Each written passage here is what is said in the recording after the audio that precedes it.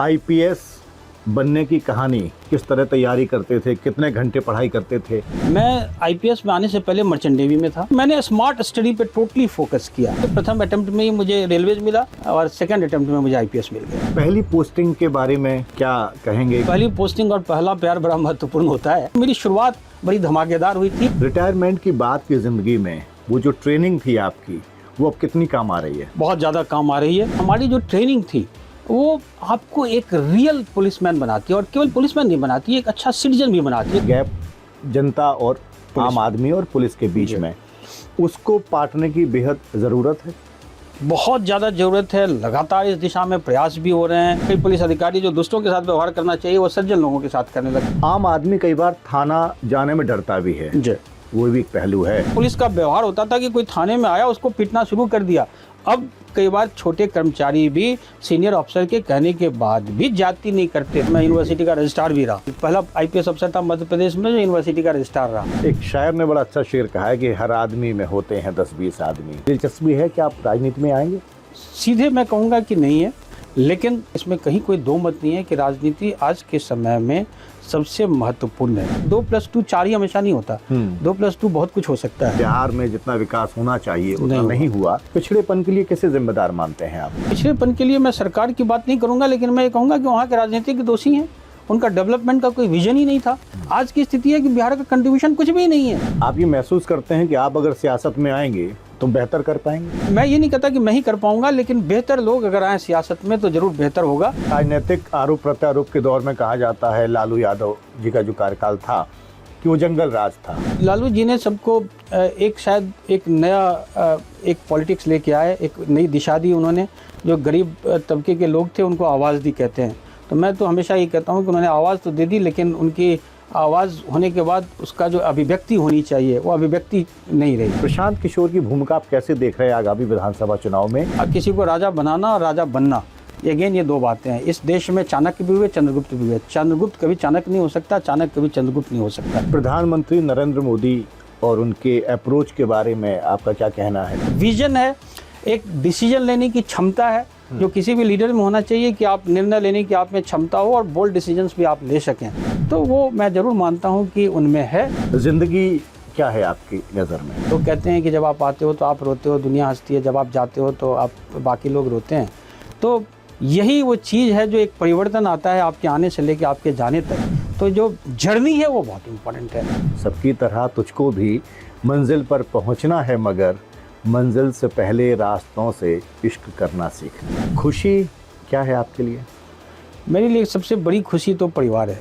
गलतियां आपसे हुई हैं? बहुत सारी गलतियां हुई हैं। मनुष्य इसलिए हूँ क्योंकि गलतियां करता हूँ। अगर गलतियां ना करूँ तो हम सब भगवान हो जाएं। तो क्या आप गलतियों से सीखते हैं? बिल्कुल सीखता हूँ कि मेरी ज़िंदगी का मकसद मैं सबों के काम आऊँ।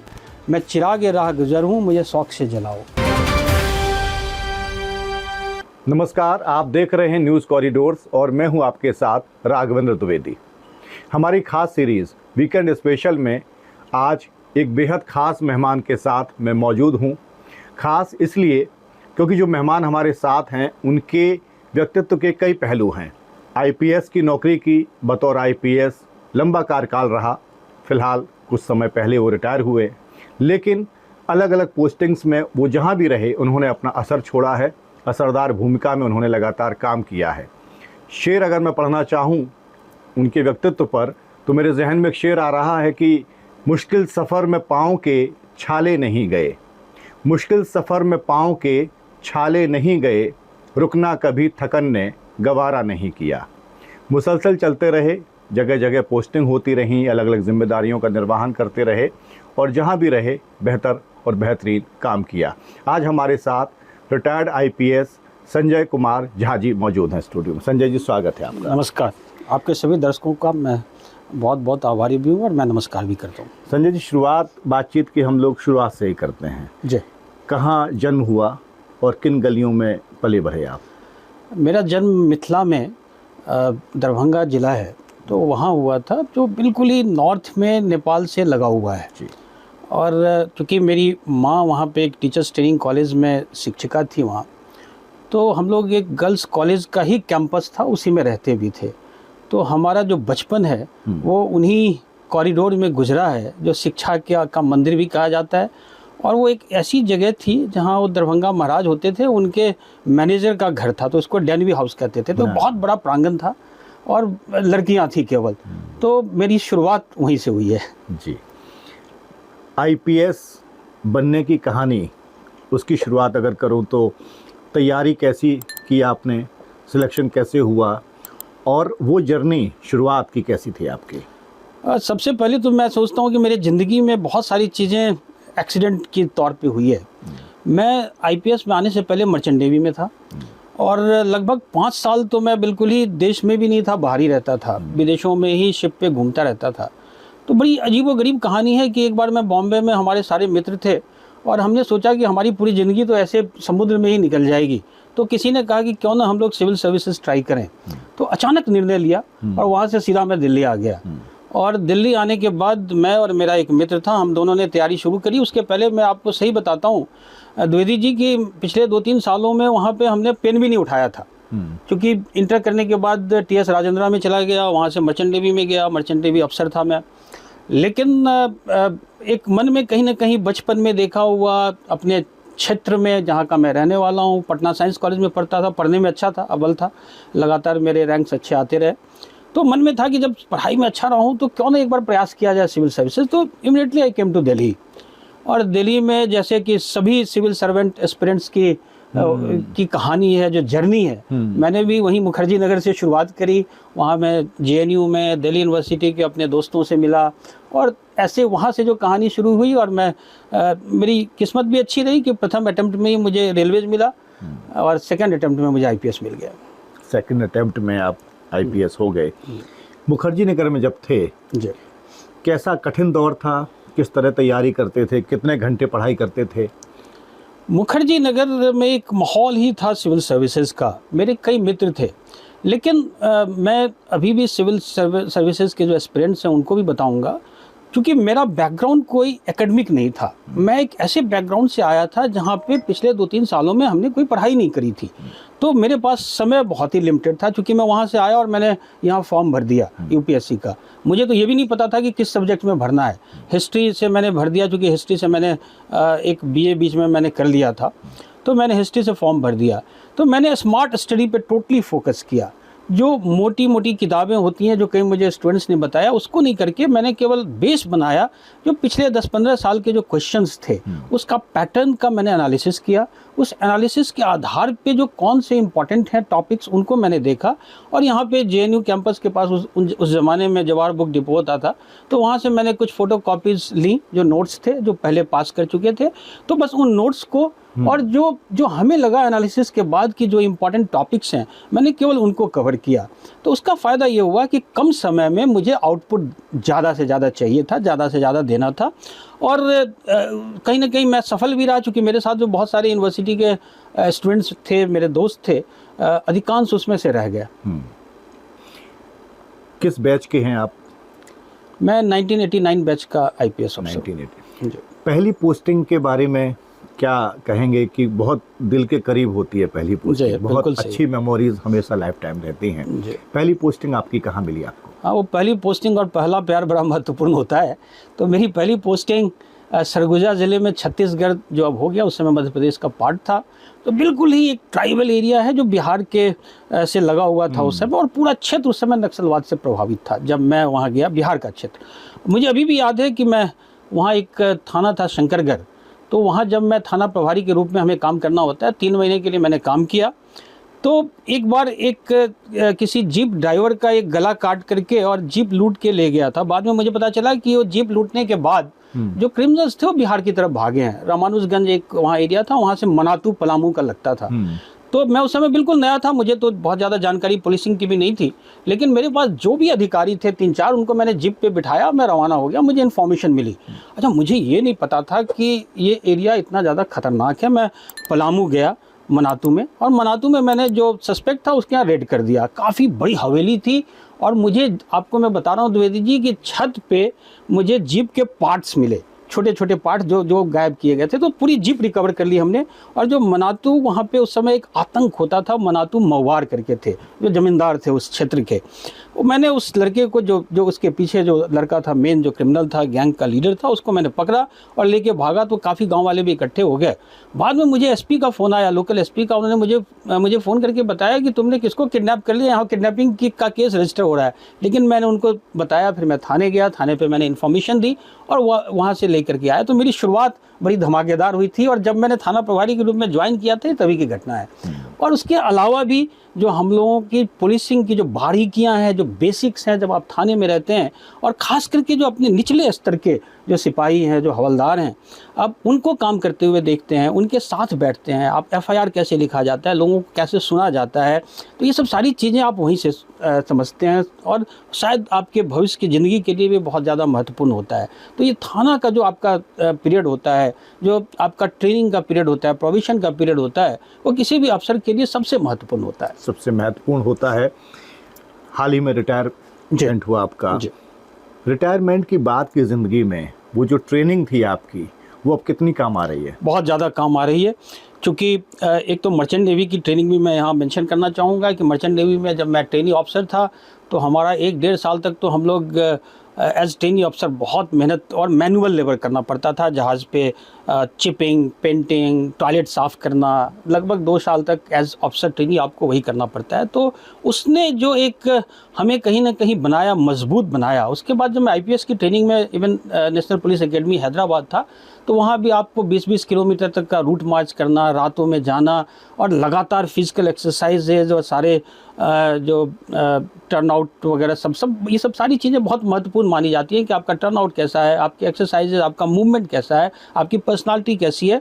तो ये सब सारी चीज़ें आपको एक कंप्लीट पर्सनालिटी आपको देती है और आप जीवन में जितने भी आपके स्ट्रगल्स हों, जितने भी विपरीत परिस्थितियों में हों, उससे आप तैयार हो जाते हो, मानसिक स्तर पे भी और शारीरिक स्तर पे भी।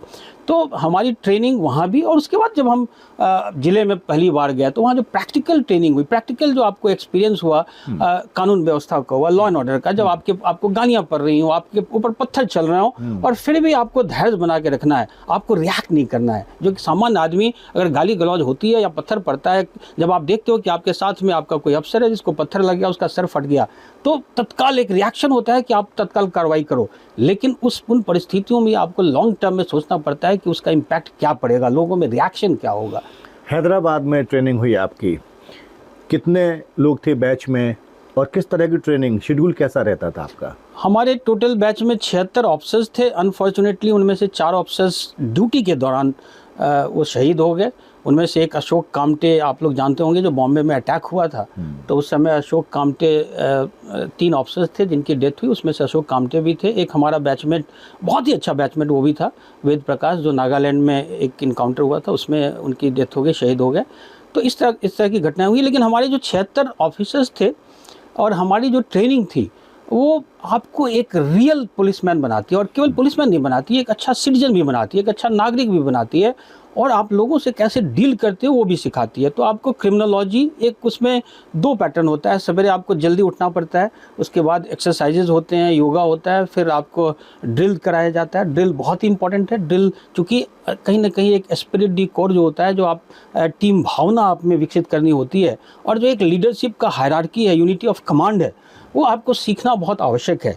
तो उस हिसाब से ड्रिल, उस हिसाब से फिजिकल एक्सरसाइजेज, तो ये शुरुआती दौर में वो होता है। फिर एकेडमिक सारे होते हैं, क्रिमिनोलॉजी होता है, आप सारे laws, IPC, CrPC, evidence act, ये सब आप सीखते हैं ताकि आपको डील करना होता है। इसके अलावा भी आप ह्यूमन बिहेवियर भी पढ़ाया जाता है, एथिक्स पढ़ाया जाता है, ये सब सारी चीज़ें पढ़ाई जाती है ताकि आप उन परिस्थितियों में रिएक्ट करो। फिर आउटडोर में बहुत सारी चीज़ें, हॉर्स राइडिंग होती है जो बहुत इंपॉर्टेंट है, और रूट मार्च, थाने में कैसे काम करना है, पब्लिक से कैसे डील करना है, ये सब सारी चीज़ें होती हैं। तो आप cross country race, route march, तो फिजिकल के ऊपर काफ़ी जोर दिया जाता है ताकि आप मेंटली, चूँकि जब कॉलेज से बच्चे जाते हैं सब अलग अलग बैकग्राउंड के होते हैं, कई होते हैं जिन्होंने पीएचडी किया हुआ है, कई डॉक्टर्स हैं, इंजीनियर्स हैं, तो उन सबको एक समान ट्रेन करके उन सबको इकट्ठा करके एक पुलिस अफसर बनाना, एक अच्छा पुलिस अफसर, एक अच्छा लीडर बनाना, तो वो बहुत महत्वपूर्ण है। तो उस मायने में एनपीए हैदराबाद की भूमिका तो बहुत ही अच्छी रही है, और मैं समझता हूँ कि जो इतने जनरेशन पुलिस ऑफिसर्स के आए हैं, वो कहीं ना कहीं एनपीए हैदराबाद जो हम लोग का अल्मा मैटर है, वो बहुत इंपॉर्टेंट रहा है। पहली चॉइस आपकी आईपीएस थी? मेरी पहली चॉइस आईएएस थी, और उसके बाद सेकंड चॉइस मेरी आईपीएस थी। तो मैं आईएएस में जो नंबर्स के आधार पे होता है, तो मेरे नंबर इतने थे कि मैं आईपीएस में आया। आईपीएस आप बने। बतौर एसपी पहली पोस्टिंग कहाँ हुई आपकी? बतौर एसपी मेरी पहली पोस्टिंग मैं मध्य प्रदेश काडर का था, तो मध्य प्रदेश में मैं एसपी सिवनी बना सबसे पहले। तो सिवनी, दमोह, खंडवा, इन सब जिलों में मैं एसपी रहा। उस समय ज़ाहिर उम्र कम रही होगी, जोश जवानी का रहता है, आप बहुत कड़क फैसले भी लेते हैं, ज़मीन पर भी आपकी मौजूदगी बहुत असरदार दिखती है। उस समय का कोई प्रसंग याद हो, किसी के खिलाफ कोई आपने ऐसी कार्रवाई की हो जो अभी तक आप भूले ना हो? बहुत सारी कार्रवाइयाँ हैं। पुलिस अधिकारी की ज़िंदगी में ऐसे बहुत वाक़यात होते हैं और प्रतिदिन होते हैं। मैं तो कई बार ये कहता हूँ कि कई सारी ऑर्गेनाइजेशंस होती हैं जो किसी एक परिवार या एक व्यक्ति के जीवन में चेंज लाने के लिए कई दिन लग जाते हैं, महीने लगते हैं, और उसकी रिपोर्टिंग बड़ी अच्छी होती है। पुलिस ऑफिसर्स तो दिन भर में पता नहीं कितने फैमिलीज़, कितने लोगों के ज़िंदगी में कोई ना कोई परिवर्तन लाते हैं। सुखद परिवर्तन भी होता है, कई बार निगेटिव भी होता है। तो मैं 2-3 चीज़ें हमने ऐसी करी जो संभवतः मुझे उसको लेके फ़ख्र भी है। जैसे मैं खंडवा का एसपी था। खंडवा बहुत ही कम्युनली हाइपर सेंसिटिव माना जाता है मध्य प्रदेश में, और उसका एक इतिहास रहा था कि 100 साल में जब भी गणेश विसर्जन या मुहर्रम आए तो 1 महीना पहले से लोग सामान इकट्ठा करने लगते थे कि अब तो शहर में कर्फ्यू लगना है। और उसका एक रीज़न था कि जो मुहर्रम का जुलूस था वो बिल्कुल ही जो हिंदुओं के जो गलियां थी, पुराने जो ट्रेडिशनल शहर था, उसके बीच से जाता था, और दोनों तरफ लगातार सैकड़ों मंदिर बने हुए थे, छोटे छोटे मंदिर, मूर्तियां स्थापित थी। ऐसे ही जो मुस्लिम्स का जो मुहर्रम था, वो ये जो गणेश विसर्जन था, वो 2 मुस्लिम एरियाज़ थे, बहुत डेंसली पॉपुलेटेड मुस्लिम एरियाज़ थे, जहाँ पे मस्जिद भी था, उस एरिया से गुजरता था। तो जब मैं गया तो मुझे लगा कि एक सबसे आसान तरीका, ये जो हमेशा के लिए परेशानी होती है, उससे निजात पाने का है कि आप इसका रूट चेंज करके जो बड़े मार्ग हों, जो शहर के बाहर बाहर जाते हों, उसमें रूट चेंज कर दो। लेकिन आप जानते हैं कि जो कोई भी रिलीजियस प्रोसेशन होता है तो उसको चेंज करना आसान नहीं होता, सैकड़ों सालों से चला आता है। लेकिन मैंने इसको एक मिशन बतौर काम किया, और मैंने चूँकि किशोर कुमार की जन्मभूमि है वहाँ, तो उनका समाधि स्थल भी है, तो हमने समाधि स्थल से ही अपनी एक गाड़ी निकाली जिसका नाम मैंने रखा चलती का नाम गाड़ी, और मैं उसमें खुद ही बैठता था और पूरे शहर का मैंने भ्रमण किया। हर मोहल्ले में जाता था, मोहल्ले में मैं लोगों को इकट्ठा करके पूछता था कि शहर में रूट चेंज होना चाहिए कि नहीं होना चाहिए, दोनों प्रोसेशन का। और सभी परेशान थे, तो सभी के सभी कहते थे चेंज होना चाहिए। तो एक माहौल पहले बनाया, उसमें मुझे अपने मीडिया के साथियों की बहुत ज़्यादा सहायता मिली। उन्होंने लगातार 1 महीने तक छापा कि इससे खंडवा को आर्थिक कितना लाभ हानि हो जाती है जो बार बार कर्फ्यू वगैरह लगते हैं। तो एक पूरा माहौल पहले मैंने बनाया। उसके बाद पहले मुहर्रम का जुलूस, सारे मुस्लिम पंचायतें, 60 पंचायतें थी, अभी भी मुझे याद है, सभी 60 पंचायतें इकट्ठी हुई, हज़ारों लोग इकट्ठे हुए, उनके बीच ये प्रस्ताव रखा गया कि मुहर्रम का रूट चेंज होना चाहिए कि नहीं होना चाहिए, और सभी हज़ारों लोगों ने हाथ उठा करके कहा कि चेंज होना चाहिए, और चेंज हुआ। उसके बाद फिर गणेश विसर्जन का भी रूट चेंज हुआ। तो अभी भी आज लगभग 25 साल हो गए, 24 साल हो गए, लेकिन अभी भी जब गणेश विसर्जन वहाँ से गुजरता है तो मुझे खंडवा के नागरिकों के फ़ोन आते हैं। तो एक अपने आप में इस प्रकार के चेंजेस, खुशी भी होती है। और अगर अधिकारी चाहें, चाहे वो पुलिस अफसर हो या प्रशासनिक अधिकारी हों या राजनेता हों या कोई दूसरे भी हों, तो आप ऐसे छोटे छोटे चेंज करके समाज में एक समरसता का माहौल, एक सांप्रदायिक सद्भाव का माहौल बनाया जा सकता है। बतौर आईपीएस आपने कोई फैसला लिया हो या लेना हो आपको, और कभी ऐसा हुआ कि स्थानीय नेताओं या कोई बड़े नेताओं ने आप पे दबाव डाल के आपका फैसला बदलवाया हो?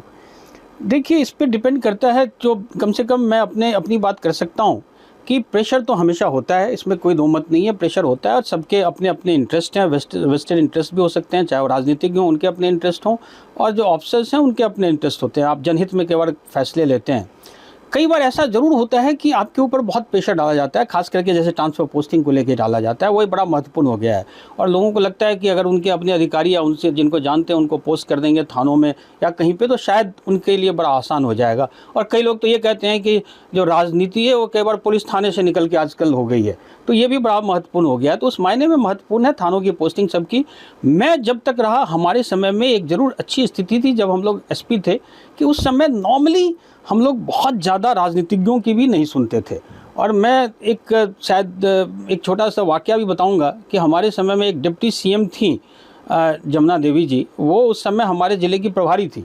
वो एक सब इंस्पेक्टर का ट्रांसफ़र करवाना चाहती थी और उन्होंने मुझे कहा भी कि इस सब इंस्पेक्टर को आप फलां थाने में पोस्ट कर दो। मैंने उनको बताया कि सब इंस्पेक्टर को मैं पोस्ट करूंगा तो वहाँ मुझे बहुत परेशानी हो जाएगी, क्योंकि इसका बैकग्राउंड बहुत अच्छा नहीं है, इसका इतिहास अच्छा नहीं रहा है। तो वो उन्होंने मुझे कहा कि मैं कम से कम प्रभारी मंत्री हूँ, और उस समय में अगर आपको जितने चेंजेस कराने होते थे तो प्रभारी मंत्री के भी हस्ताक्षर होते थे, अगर थाना प्रभारियों को आप चेंज कर रहे हो तो। मैं लिस्ट लेके गया था और जिला कलेक्टर भी मेरे साथ थे, तो हम दोनों बैठे थे शाम को। तो उन्होंने मुझे कहा कि नहीं, इसको तो आपको पोस्ट करना चाहिए, क्योंकि मैंने आश्वासन दे रखा है और मेरे कम्युनिटी का है, मैं चाहती हूँ कि इसको पोस्ट करो। तो मैंने उनको रिक्वेस्ट किया कि इसको पोस्ट करना ठीक नहीं होगा, तो वो गुस्से में आ गई और अचानक वहाँ से निकल गई, और फिर वो वहाँ से ओंकारेश्वर चली गई रात को 11 बजे। फिर मुझे कलेक्टर जो हमारे साथ थे, बड़े क्लोज भी मित्र थे, उन्होंने मुझे कहा कि एक की वजह से क्यों हमारा सारे ट्रांसफर्स रुक गया। तो फिर दूसरे दिन हम सवेरे गए, उनसे हमने बात करी। तो देखिए, उस समय के पॉलिटिशियंस भी बड़े अच्छे थे, उनको मैंने समझाया तो उन्होंने कहा कि देखो एसपी साहब, मैंने आपको कभी कहा किसी की पोस्टिंग के लिए, मैंने एक पोस्टिंग करी, वो भी उसके रीजन्स हैं। अगर आपको लगता है कि काम नहीं कर रहा है तो आप उसको हटा देना बाद में। तो जैसा कि आपने कहा, मैंने एक पोस्टिंग उसकी करी, और मैंने लेकिन ये भी इंश्योर किया, मैं उस थाना प्रभारी को बुला के मैंने कहा कि तुम्हारे ऊपर मेरी विशेष निगाह रहेंगी। तो कई बार आप कह सकते हैं, लेकिन ऐसी परिस्थितियों में भी ऑफिसर्स को उनसे कैसे निकलना है, और कम से कम हमारा काम केवल अधिकारियों की पोस्टिंग नहीं, हमारा काम उनसे काम लेना है। अगर वो हमें इतनी ताकत अधिकारियों को रहती है, इतनी शक्ति होती है कि अगर वो काम नहीं करता है, अगर आपने किसी वजह से गलत आदमी भी पोस्ट हो गया तो उसको आप चेक कर सकते हो। तो ऐसी परिस्थितियां निर्मित होती हैं, लेकिन आप हमेशा देखते हो कि अगर वो पब्लिक हित में है। कई बार ये भी मैं नहीं कहता कि हमेशा सारे ऑफिसर सही निर्णय लेते हैं, कई बार आपके जो आप निर्णय लेते हो सकता है कि जो एक पॉलिटिशियन आपको कह रहा है उसकी बात आपको सुननी चाहिए। मैं हमेशा कहता हूँ कि every police officer should be a very good listener. आप दूसरे की बातें सुनो। हो सकता है आपके कई बार सिपाही, मैं जानता हूँ कि कई बार हमारे सिपाहियों ने, आरक्षकों ने इतनी इंपॉर्टेंट खबरें दी, इतनी अच्छी बातें कही जो शायद उस ओर आपका दिमाग नहीं जाता है, जो बड़े से बड़े कानून व्यवस्था की स्थिति में परिवर्तन आ सकता है। तो ऐसी चीज़ें होती हैं, तो उनकी बातें आप सुनो, और आपको लगता है कि अगर सही है तो ठीक है, नहीं है तो फिर आप जैसा आपको सही लगता है वैसा करो। लेकिन अधिकारियों को एक वो क्षमता होनी चाहिए कि आप सारे प्रॉस एंड कॉन्स को एनालिसिस करके तब निर्णय लें। आमतौर पे बड़े पुलिस अधिकारी कड़क मिजाज होते हैं, अपराधियों में खाकी का खौफ होना भी चाहिए, लेकिन वो कहीं ना कहीं जनता में भी दिखता है। तो उस गैप को आप कैसे देखते हैं कि कनेक्ट नहीं हो पाते हैं कई बार? इसमें मेरा ध्येय वाक्य वही है, जब अडवाणी जी गृह मंत्री थे तो उन्होंने एनपीए में जो कन्वोकेशन हो रहा था उस समय उन्होंने कहा था कि जो गीता का शब्द है, परित्राणाय साधूनाम विनाशाय च दुष्कृताम, कि जो अच्छे व्यक्ति हैं, सज्जन व्यक्ति हैं, उनके लिए आपकी छवि एक होनी चाहिए, उनका बड़ा आपका सपोर्ट होना चाहिए, उनको कैसे ज़्यादा से ज़्यादा सपोर्ट कर सकें, उनको बढ़ा सकें, वो देखना चाहिए। और जो दुष्ट लोग हैं उनका विनाश करना चाहिए। तो एक पुलिस अफसर को का ये दो चेहरे उसके होने चाहिए। उसका एक चेहरा मानवीय होना चाहिए, जो सामान्य लोगों के लिए, और जो अच्छे लोगों के लिए। उनको हमेशा लगना चाहिए कि हमारा दोस्त है। जब रात के अंधेरे में 12-1 बजे आप किसी घाटी से गुजर रहे हो और उस समय आप डरे रहते हो, उसको अगर आपको एक यूनिफॉर्म का सिपाही दिख जाता है तो आपको अचानक लगता है, आप सिक्योर्ड फील करते हो। वो फीलिंग हमेशा होनी चाहिए। ये कई बार हो जाता है कि उल्टा होता है, जो एक सिपाही है यूनिफॉर्म में आता है तो लोग डर जाते हैं कि शायद चेकिंग होगी, जैसे ट्रैफिक का कई बार मैं देखता हूँ। और अपराधियों में तो आपका खौफ होना ही होना चाहिए। तो ये दो आपके चेहरे होने चाहिए किसी भी पुलिस अधिकारी के। तो मेरा ध्येय वाक्य हमेशा यही रहा है, और मैं अपने अधिकारियों को भी हमेशा यही बताता रहा हूँ कि एक पुलिस अफसर को हमेशा दो चेहरे, एक चेहरा आप दुष्टों के लिए है, जो अपराधियों के लिए, उसमें आपका खौफ होना चाहिए। और ये दोनों चीज़ें साथ साथ की जा सकती हैं। ऐसा नहीं है कि आप जो दुष्टों के साथ जैसा व्यवहार कर रहे हो, कई बार उल्टा भी होता है कि जो कई पुलिस अधिकारी जो दुष्टों के साथ व्यवहार करना चाहिए वो सज्जन लोगों के साथ करने लगते हैं, वो ज़्यादा प्रताड़ित होने लगते हैं। कॉमन आदमी जिनकी कोई वॉइस नहीं है, जिनकी कोई आवाज़ नहीं है, आप उनके साथ जाति करने लगते हो, तो उसको चेक करने की आवश्यकता है। कई बार आप महसूस करते हैं कि जो एक गैप जनता और आम आदमी और पुलिस के बीच में, उसको पाटने की बेहद ज़रूरत है। बहुत ज़्यादा ज़रूरत है। लगातार इस दिशा में प्रयास भी हो रहे हैं। हमारे वरिष्ठ अधिकारियों ने भी, जो सीनियर ऑफिसर्स थे उन्होंने भी किया, और जो राजनीतिक जो लीडरशिप है उन्होंने भी इस बात को हमेशा रेखांकित किया है। लेकिन साथ में ये भी है कि अनफॉर्चुनेटली इतने प्रयास के बावजूद जो बीच की खाई है वो पट नहीं रही है। हम लोगों ने हमेशा इसका रीज़न बताया कि चूँकि अंग्रेज़ों के ज़माने की पुलिस है, वहाँ से चली आ रही है, तो वो जो एक उपनिवेश वाली जो पुलिसिंग होती है जिसमें आप गवर्न करते हो, रूल करते हो, तो उस इमेज से पुलिस कहीं ना कहीं बाहर नहीं निकल पाई। तो एक जो पीपल फ्रेंडली पुलिस होना चाहिए वो नहीं हुआ। बहुत सारे कम्युनिटी पुलिसिंग के कार्य भी हुए हैं, सब जगह हो रहे हैं, हम सब ने प्रयास किए, लेकिन उसके बावजूद कहीं ना कहीं ये खाई पट नहीं रही है। इसका एक तो सबसे महत्वपूर्ण कारण है कि जो थानों का जो बहुत सारी चीज़ें ऐसी दे दी गई हैं, एक्सपेक्टेशन भी, अपेक्षाएं जो पुलिस अधिकारियों से है वो शायद सही नहीं है।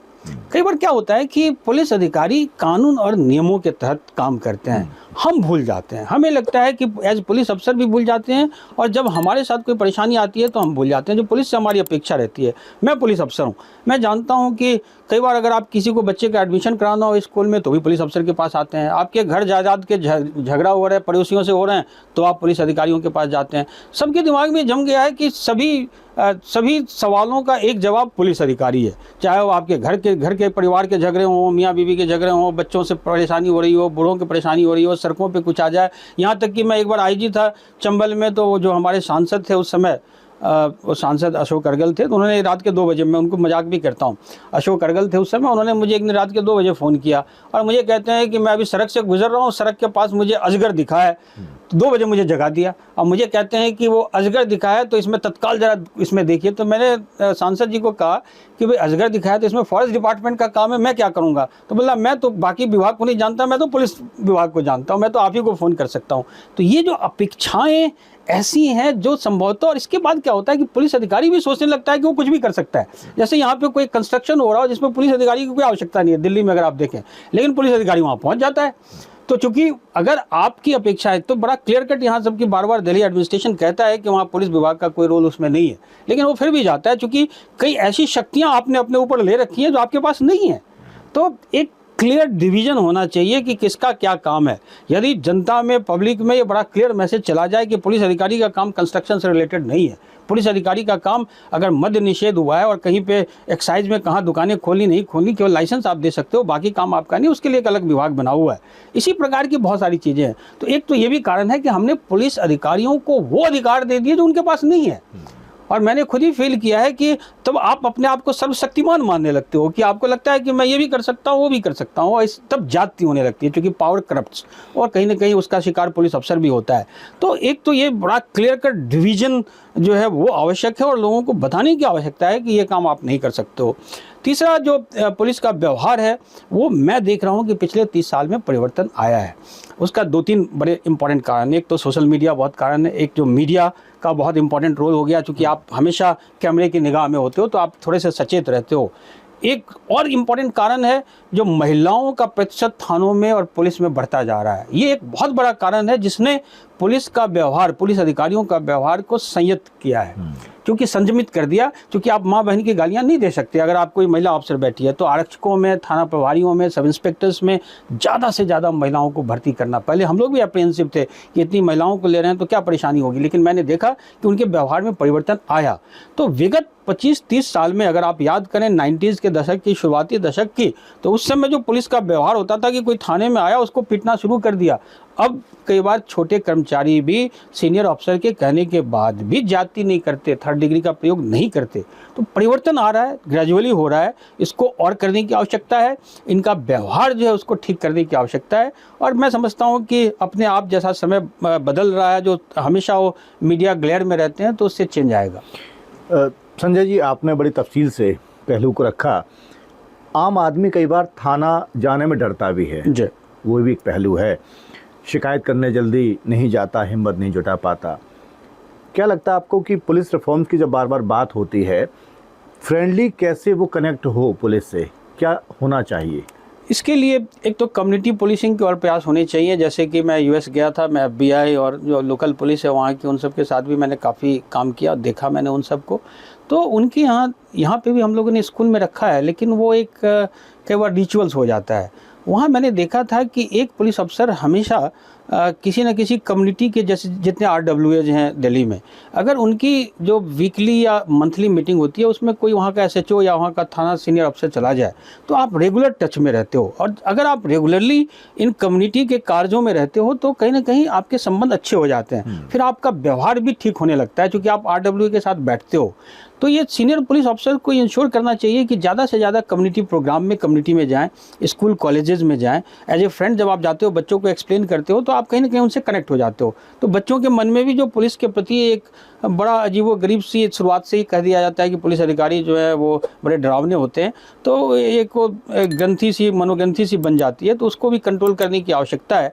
मैं जानता हूँ कि जैसे अमेरिका में है कि अगर छोटे बच्चे को माँ बाप ने भी डांटा तो कहता है कि मैं पुलिस को फ़ोन कर दूंगा, 911 को फ़ोन कर दूंगा। यहाँ उल्टा है, माँ बाप बच्चे को कहते हैं कि देखो पुलिस वाला है, तो बच्चा डर जाता है। तो ये जो एक चेंज है परसेप्शन में USA में और यहाँ पे, उसको परिवर्तित करने की आवश्यकता है। तो ज़्यादा से ज़्यादा कम्युनिटी आउटरीच एक वो सॉल्यूशन है। दूसरा, सभी थानों में ट्रांसपेरेंसी, आजकल CCTV सभी थानों में लगाए जा रहे हैं, तो ये जहाँ पे वो इंटर करते हैं वहाँ से लेकर अंत तक, और उसको सीनियर अफसर के द्वारा उसकी मॉनिटरिंग, ताकि उसका कैसा व्यवहार है वो लगातार देखें, उसको कंट्रोल करते रहें। तो ये सब कुछ ऐसे प्रयास हैं। तो आप जब भी ट्रांसपेरेंट होते हो तो सिस्टम अपने आप इंप्रूव करने लगता है। ट्रांसपेरेंसी, मैं समझता हूँ ट्रांसपेरेंसी सभी समस्याओं का सबसे बड़ा निदान है। अगर आप थानों में ट्रांसपेरेंसी कर दो, लोगों को दिखे कि थाने में जाने के बाद, जैसे कोर्ट हियरिंग अभी हो रही है उसकी रिकॉर्डिंग हो रही है, थानों में भी CCTV लगाए जा रहे हैं, तो यदि ये सब लोगों को दिख रहा है, पब्लिक को दिख रहा है कि कैसे व्यवहार कर रहे हैं, तो ये अपने आप चीज़ें ठीक हो जाएंगी। तो ये किया, टेक्नोलॉजी का ज़्यादा से ज़्यादा प्रयोग करें, अपने आप ठीक हो जाएगा। करना चाहिए। अलग अलग भूमिकाओं में आपने काम किया, लंबा एक सर्विंग कैरियर आपका रहा। सीनियर्स का आपको सहयोग मिलता रहा या कहीं कोई ऐसा वाकया हुआ कि कोई टकराव हुआ हो किसी सीनियर के साथ? टकराव कई बार होता है, लेकिन सामान्यतया अगर आपका इंटेंशन सही है तो फिर कुछ नहीं होता। लेकिन सीनियर ऑफिसर्स कई बार आपके पॉइंट ऑफ व्यूज अलग अलग हो सकते हैं। जो सीनियर ऑफिसर हैं उनका देखने का नज़रिया कुछ और हो सकता है, आपका हो सकता है। लेकिन हमेशा पुलिस में हम लोग यही मानते हैं कि जो स्पॉट पे जो अधिकारी है, जो उसको निर्णय लेना चाहिए, क्योंकि वो वाकिफ़ है। अगर मैं कि लॉ एंड ऑर्डर फील कर रहा हूँ, फेस कर रहा हूँ, तो वहाँ लॉ एंड ऑर्डर में मुझे कब फोर्स का इस्तेमाल करना है, ये विवेक, उसके विवेक पे छोड़ना चाहिए, ना कि बाद में आप इसको पोस्टमार्टम करके बहुत सारी चीज़ें निकाल सकते हैं। लेकिन कई बार जो व्यक्ति वहाँ बैठा है, चाहे वो अधिकारी थाना प्रभारी हो, चाहे SP हो, चाहे उससे सीनियर DIG IG हो, वहाँ पे अगर वो मौजूद है तो उसका निर्णय होना चाहिए। तो इन सब को लेके तो कई बार नहीं होता है, क्योंकि लॉ एंड ऑर्डर में हम लोग सभी जानते हैं कि जो अधिकारी है उसी को डील करना है, और हम लोग सब एज सीनियर अफसर भी हम उसे सपोर्ट करते हैं, क्योंकि जो उसके जो बेसिक्स होते हैं हम जानते हैं कि वहाँ क्या परिस्थितियाँ आती हैं और किस वजह से वो निर्णय लेना पड़ा। लेकिन कई बार ऐसी चीज़ें हो जाती हैं, जैसे जब आप आंदोलन से डील कर रहे होते हो। जब मैं वहाँ पे सिवनी में SP था, तो एक बार किसी आंदोलन के दौरान मेधा पाटकर जी को हमें अरेस्ट करना पड़ा, जब वो पानी में वो लोग सब जल सत्याग्रह कर रहे थे। तो हमारे लिए उनका जान बचाना मेरे लिए ज़्यादा इम्पोर्टेंट था। तो पानी से जब आप निकालते हो तो बहुत सारी चीज़ें होती हैं, जब लोग आपके ऊपर टूट पड़ते हैं तो ऐसी परिस्थितियाँ निर्मित होती हैं, जो कुछ घटनाएँ हो जाती हैं। लेकिन आपको लॉन्ग टर्म में ये देखना पड़ता है कि इसका क्या इम्पैक्ट पड़ेगा। लोगों का जीवन आपके लिए ज़्यादा महत्वपूर्ण होता है, आप उनको बचाने जाते हैं। कई बार लोगों को लगता है कि आपने फोर्स का प्रयोग क्यों किया। आप फोर्स का प्रयोग भी इसलिए करते हैं, बट प्रयोग भी इसलिए करते हैं क्योंकि जानें बचानी होती है आपको। तो वो चीज़ें आपको कम्युनिकेट करनी होती है। तो सीनियर ऑफिसर्स के साथ ऐसे टकराव की स्थिति निर्मित कभी नहीं होती। कहीं कहीं पे मतभेद होते हैं तो या तो बातचीत से सुलझा दिया जाता है, लेकिन पुलिस में एक डिसिप्लिन बहुत इंपॉर्टेंट है, अनुशासन सबसे महत्वपूर्ण है, और अनुशासन रहना भी चाहिए। तो हमेशा मैं अपने सीनियर ऑफिसर्स की कई बातों को का अनुसरण मैं हमेशा करता रहा। मैं यही मानता रहा कि हमारा जो जुरिस्डिक्शन है वो हम तक है, हमसे ऊपर यदि कोई सीनियर अफसर, अगर मैं SP हूँ और अगर हमारा DIG कोई है, तो फिर हमारे निर्णय लेने की चीज़ें वहाँ ख़त्म हो जाती है जहाँ वो आ जाता है। तो फिर भले ही मैं उससे सहमत ना हूँ, लेकिन अगर हमारा सीनियर अफसर कुछ कह रहा है तो मैं उसी को करूँगा। और ये होना भी चाहिए। जब आप ग्राउंड पे होते हैं, जब आप किसी जिम्मेदार ओहदे पे होते हैं, तो बहुत ज़रूरी होता है सामंजस्य बना रहे सीनियर्स के साथ। कई अलग अलग विभागों में आपने काम किया, सेवाएं दी। मैं आऊँगा नारकोटिक्स डिपार्टमेंट में। दिल्ली में भी आपने काम किया और मुंबई में भी। दिल्ली में किया नारकोटिक्स में आपने यहाँ काम। नारकोटिक्स की यादें, उस कार्यकाल को कैसे याद करते हैं? ये मेरे लिए बहुत ही यादगार वो थे जो कुछ समय मैंने गुजारा नारकोटिक्स कंट्रोल ब्यूरो में। उसका एक कारण तो ये था कि मैं डिप्टी डायरेक्टर जनरल था। मैं ऑपरेशंस भी देखता था पूरे इंडिया का कुछ समय के लिए, काफ़ी समय के लिए, और मैं डीडीजी नॉर्थ भी था, मतलब जो 10 स्टेट्स हैं नॉर्थ के, जम्मू कश्मीर से लेकर राजस्थान, दिल्ली, पंजाब, हरियाणा, ये सब सारे स्टेट्स मेरे पास थे। तो मैं जुरिस्डिक्शनल भी उसका हेड था और मैं ऑपरेशन पूरे कंट्री का देखता था। तो पूरे कंट्री के ऑपरेशन देखने के दौरान मेरी इंटरनेशनल जितने भी ऑपरेशंस होते थे वो सारा मैं कोऑर्डिनेट करता था। और यहाँ पे 10 स्टेट, ये सारे 10 स्टेट जो हैं हमारे जम्मू कश्मीर से लेकर के और राजस्थान तक, उसमें दिल्ली भी, पंजाब भी, ये सबसे ज़्यादा प्रभावित है जो नारकोटिक्स से, ड्रग्स से। तो मैं समझता हूँ कि वो एक ऐसा फेज़ था जिसमें मैंने नारकोटिक्स में जो सारी चीज़ें की जा सकती थी हम लोगों ने प्रयास किया। पंजाब में मैं 8-10 महीने कैंप भी किया, अमृतसर में ही रहा, और पंजाब की मैंने ड्रग्स की जो विभीषिका देखी। और जब मैंने ड्रग एडिक्शन सेंटर में मैं गया तो सारे ड्रग एडिक्शन सेंटर मैंने देखे, वहाँ पे जितने भी NGOs हैं उनसे मैंने बात की, मैं जेल विज़िट किया, जितने पाकिस्तान बॉर्डर से लगे हुए गांव हैं सभी गांवों में मैं गया और मैंने सभी वहाँ के यूथ्स को देखा जब पूरे हेरोइन के इंजेक्शन ले करके उनके हाथ काले हो गए थे, जो उनके रिएक्शंस थे, जो एडिक्ट हो गए थे, तो उन सबको मैंने देखा तो मुझे बड़ा भयावह चेहरा एक ड्रग्स का दिखा जो संभवतः दूसरे स्थानों पे नहीं था। और इसी वजह से हम लोगों ने ठान रखा था कि इसको ड्रग्स को कंट्रोल करना है। आप बड़े सरप्राइज होंगे कि पंजाब के जेलों में उस समय जो लगभग 25,000 लोग जेल में थे, उसमें से 12 से 13,000 केवल ड्रग्स के मामले में अंदर थे। ऑलमोस्ट 50% जो थे वो ड्रग के केसेस में, कई तो बड़े छोटे छोटे केसेस में कंज्यूमर्स थे, जो ड्रग पेडलर या ट्रैफिकर्स थे भी नहीं। तो हमारा एक्सपीरियंस बहुत अच्छा, उसमें हम लोगों ने बहुत बड़े बड़े असाइनमेंट पकड़े उस समय। और सबसे खासियत ये रही कि मैं केवल हमने ऑपरेशनल तो सारी चीज़ें करी, यहाँ दिल्ली में भी हम लोगों ने कई बड़े बड़े केसेस पकड़े, दिल्ली पुलिस के साथ पकड़ा, दूसरे ऑर्गेनाइजेशंस के साथ कोऑर्डिनेट करके भी पकड़ा। इवन इंटरनेशनल लेवल पे जो जितनी एजेंसी यहाँ पे दूसरे कंट्रीज़ की भी हैं उनको हम लोगों ने बहुत सारी इन्फॉर्मेशन दी। हमारे 1-2 इन्फॉर्मेशन पे जो कनाडा से जो ड्रग्स जा रहा था, कोकीन जा रहा था ऑस्ट्रेलिया, वो ऑस्ट्रेलिया में पकड़ा गया। तो इस वजह से जो कैनेडियन या ऑस्ट्रेलियन एम्बेसी के लोग थे उनसे भी मेरे बड़े अच्छे संबंध थे, वो भी हमें इन्फॉर्मेशन देते थे। और हम लोगों ने अफ़गान से जो बहुत सारे ड्रग म्यूल्स उसको कहते हैं, जो ड्रग कैप्सूल्स को अंदर वो ले करके और तब आते हैं, तो उस समय हमने कम से कम सैकड़ों की संख्या में उनको पकड़ा। इसी प्रकार अमेरिका से, साउथ अमेरिका से जो कोकीन लेकर के कई ये म्यूल्स आते थे, कई हमने ऐसे लोगों को पकड़ा जिन्हें जानकारी भी नहीं थी। नाइजीरियन यहाँ पे एक बहुत बड़ा गैंग था, उसको हम लोगों ने बस्ट किया। साउथ अमेरिका से वहाँ डीजे एक लड़की आई थी, 18-19 साल की लड़की थी, उसको हमने पकड़ा। उसके इसमें बैग के अंदर एक कैविटी बना करके उसमें कोकीन रखा हुआ था।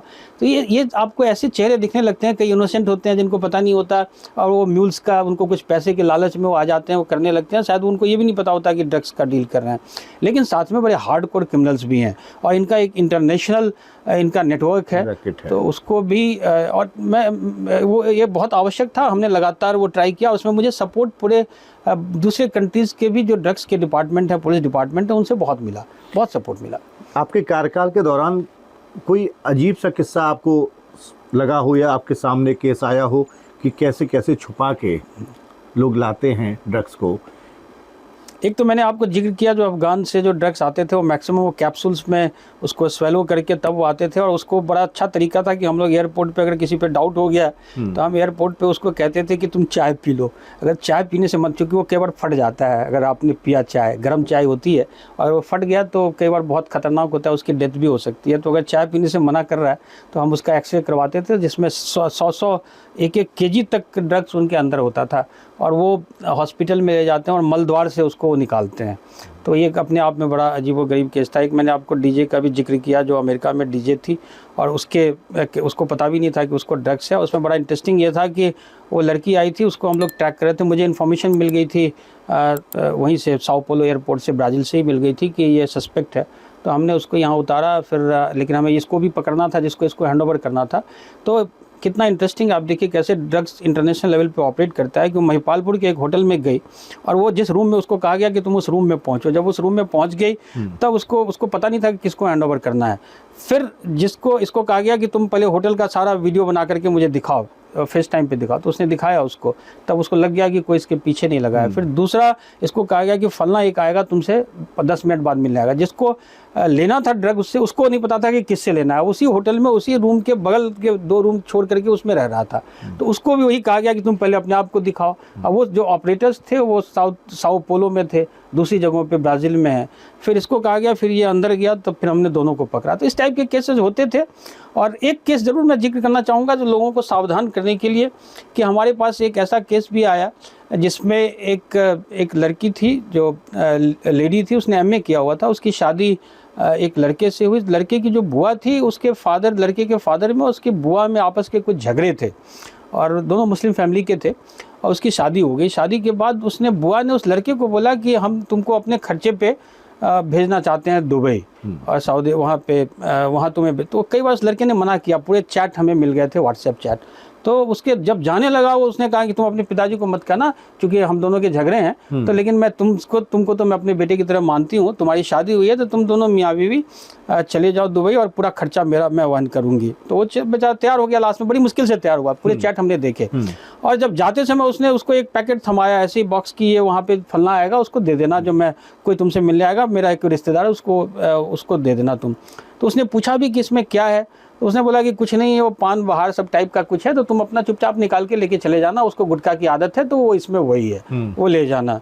और वहाँ किसी ने इन्फॉर्म कर दिया, और आप समझ सकते हैं कि वहाँ के लोगों ने, कस्टम्स ने पकड़ लिया इसको, दोनों हस्बैंड वाइफ। और उसके फादर, जब लड़का के फादर मेरे पास आए, लड़की के फादर भी आए, और उनको तो कोई पता ही नहीं था, तो व्हाट्सएप चैट सारा हमने खुद ही देखा था, लेकिन उनके साथ ड्रग्स पकड़ा गया।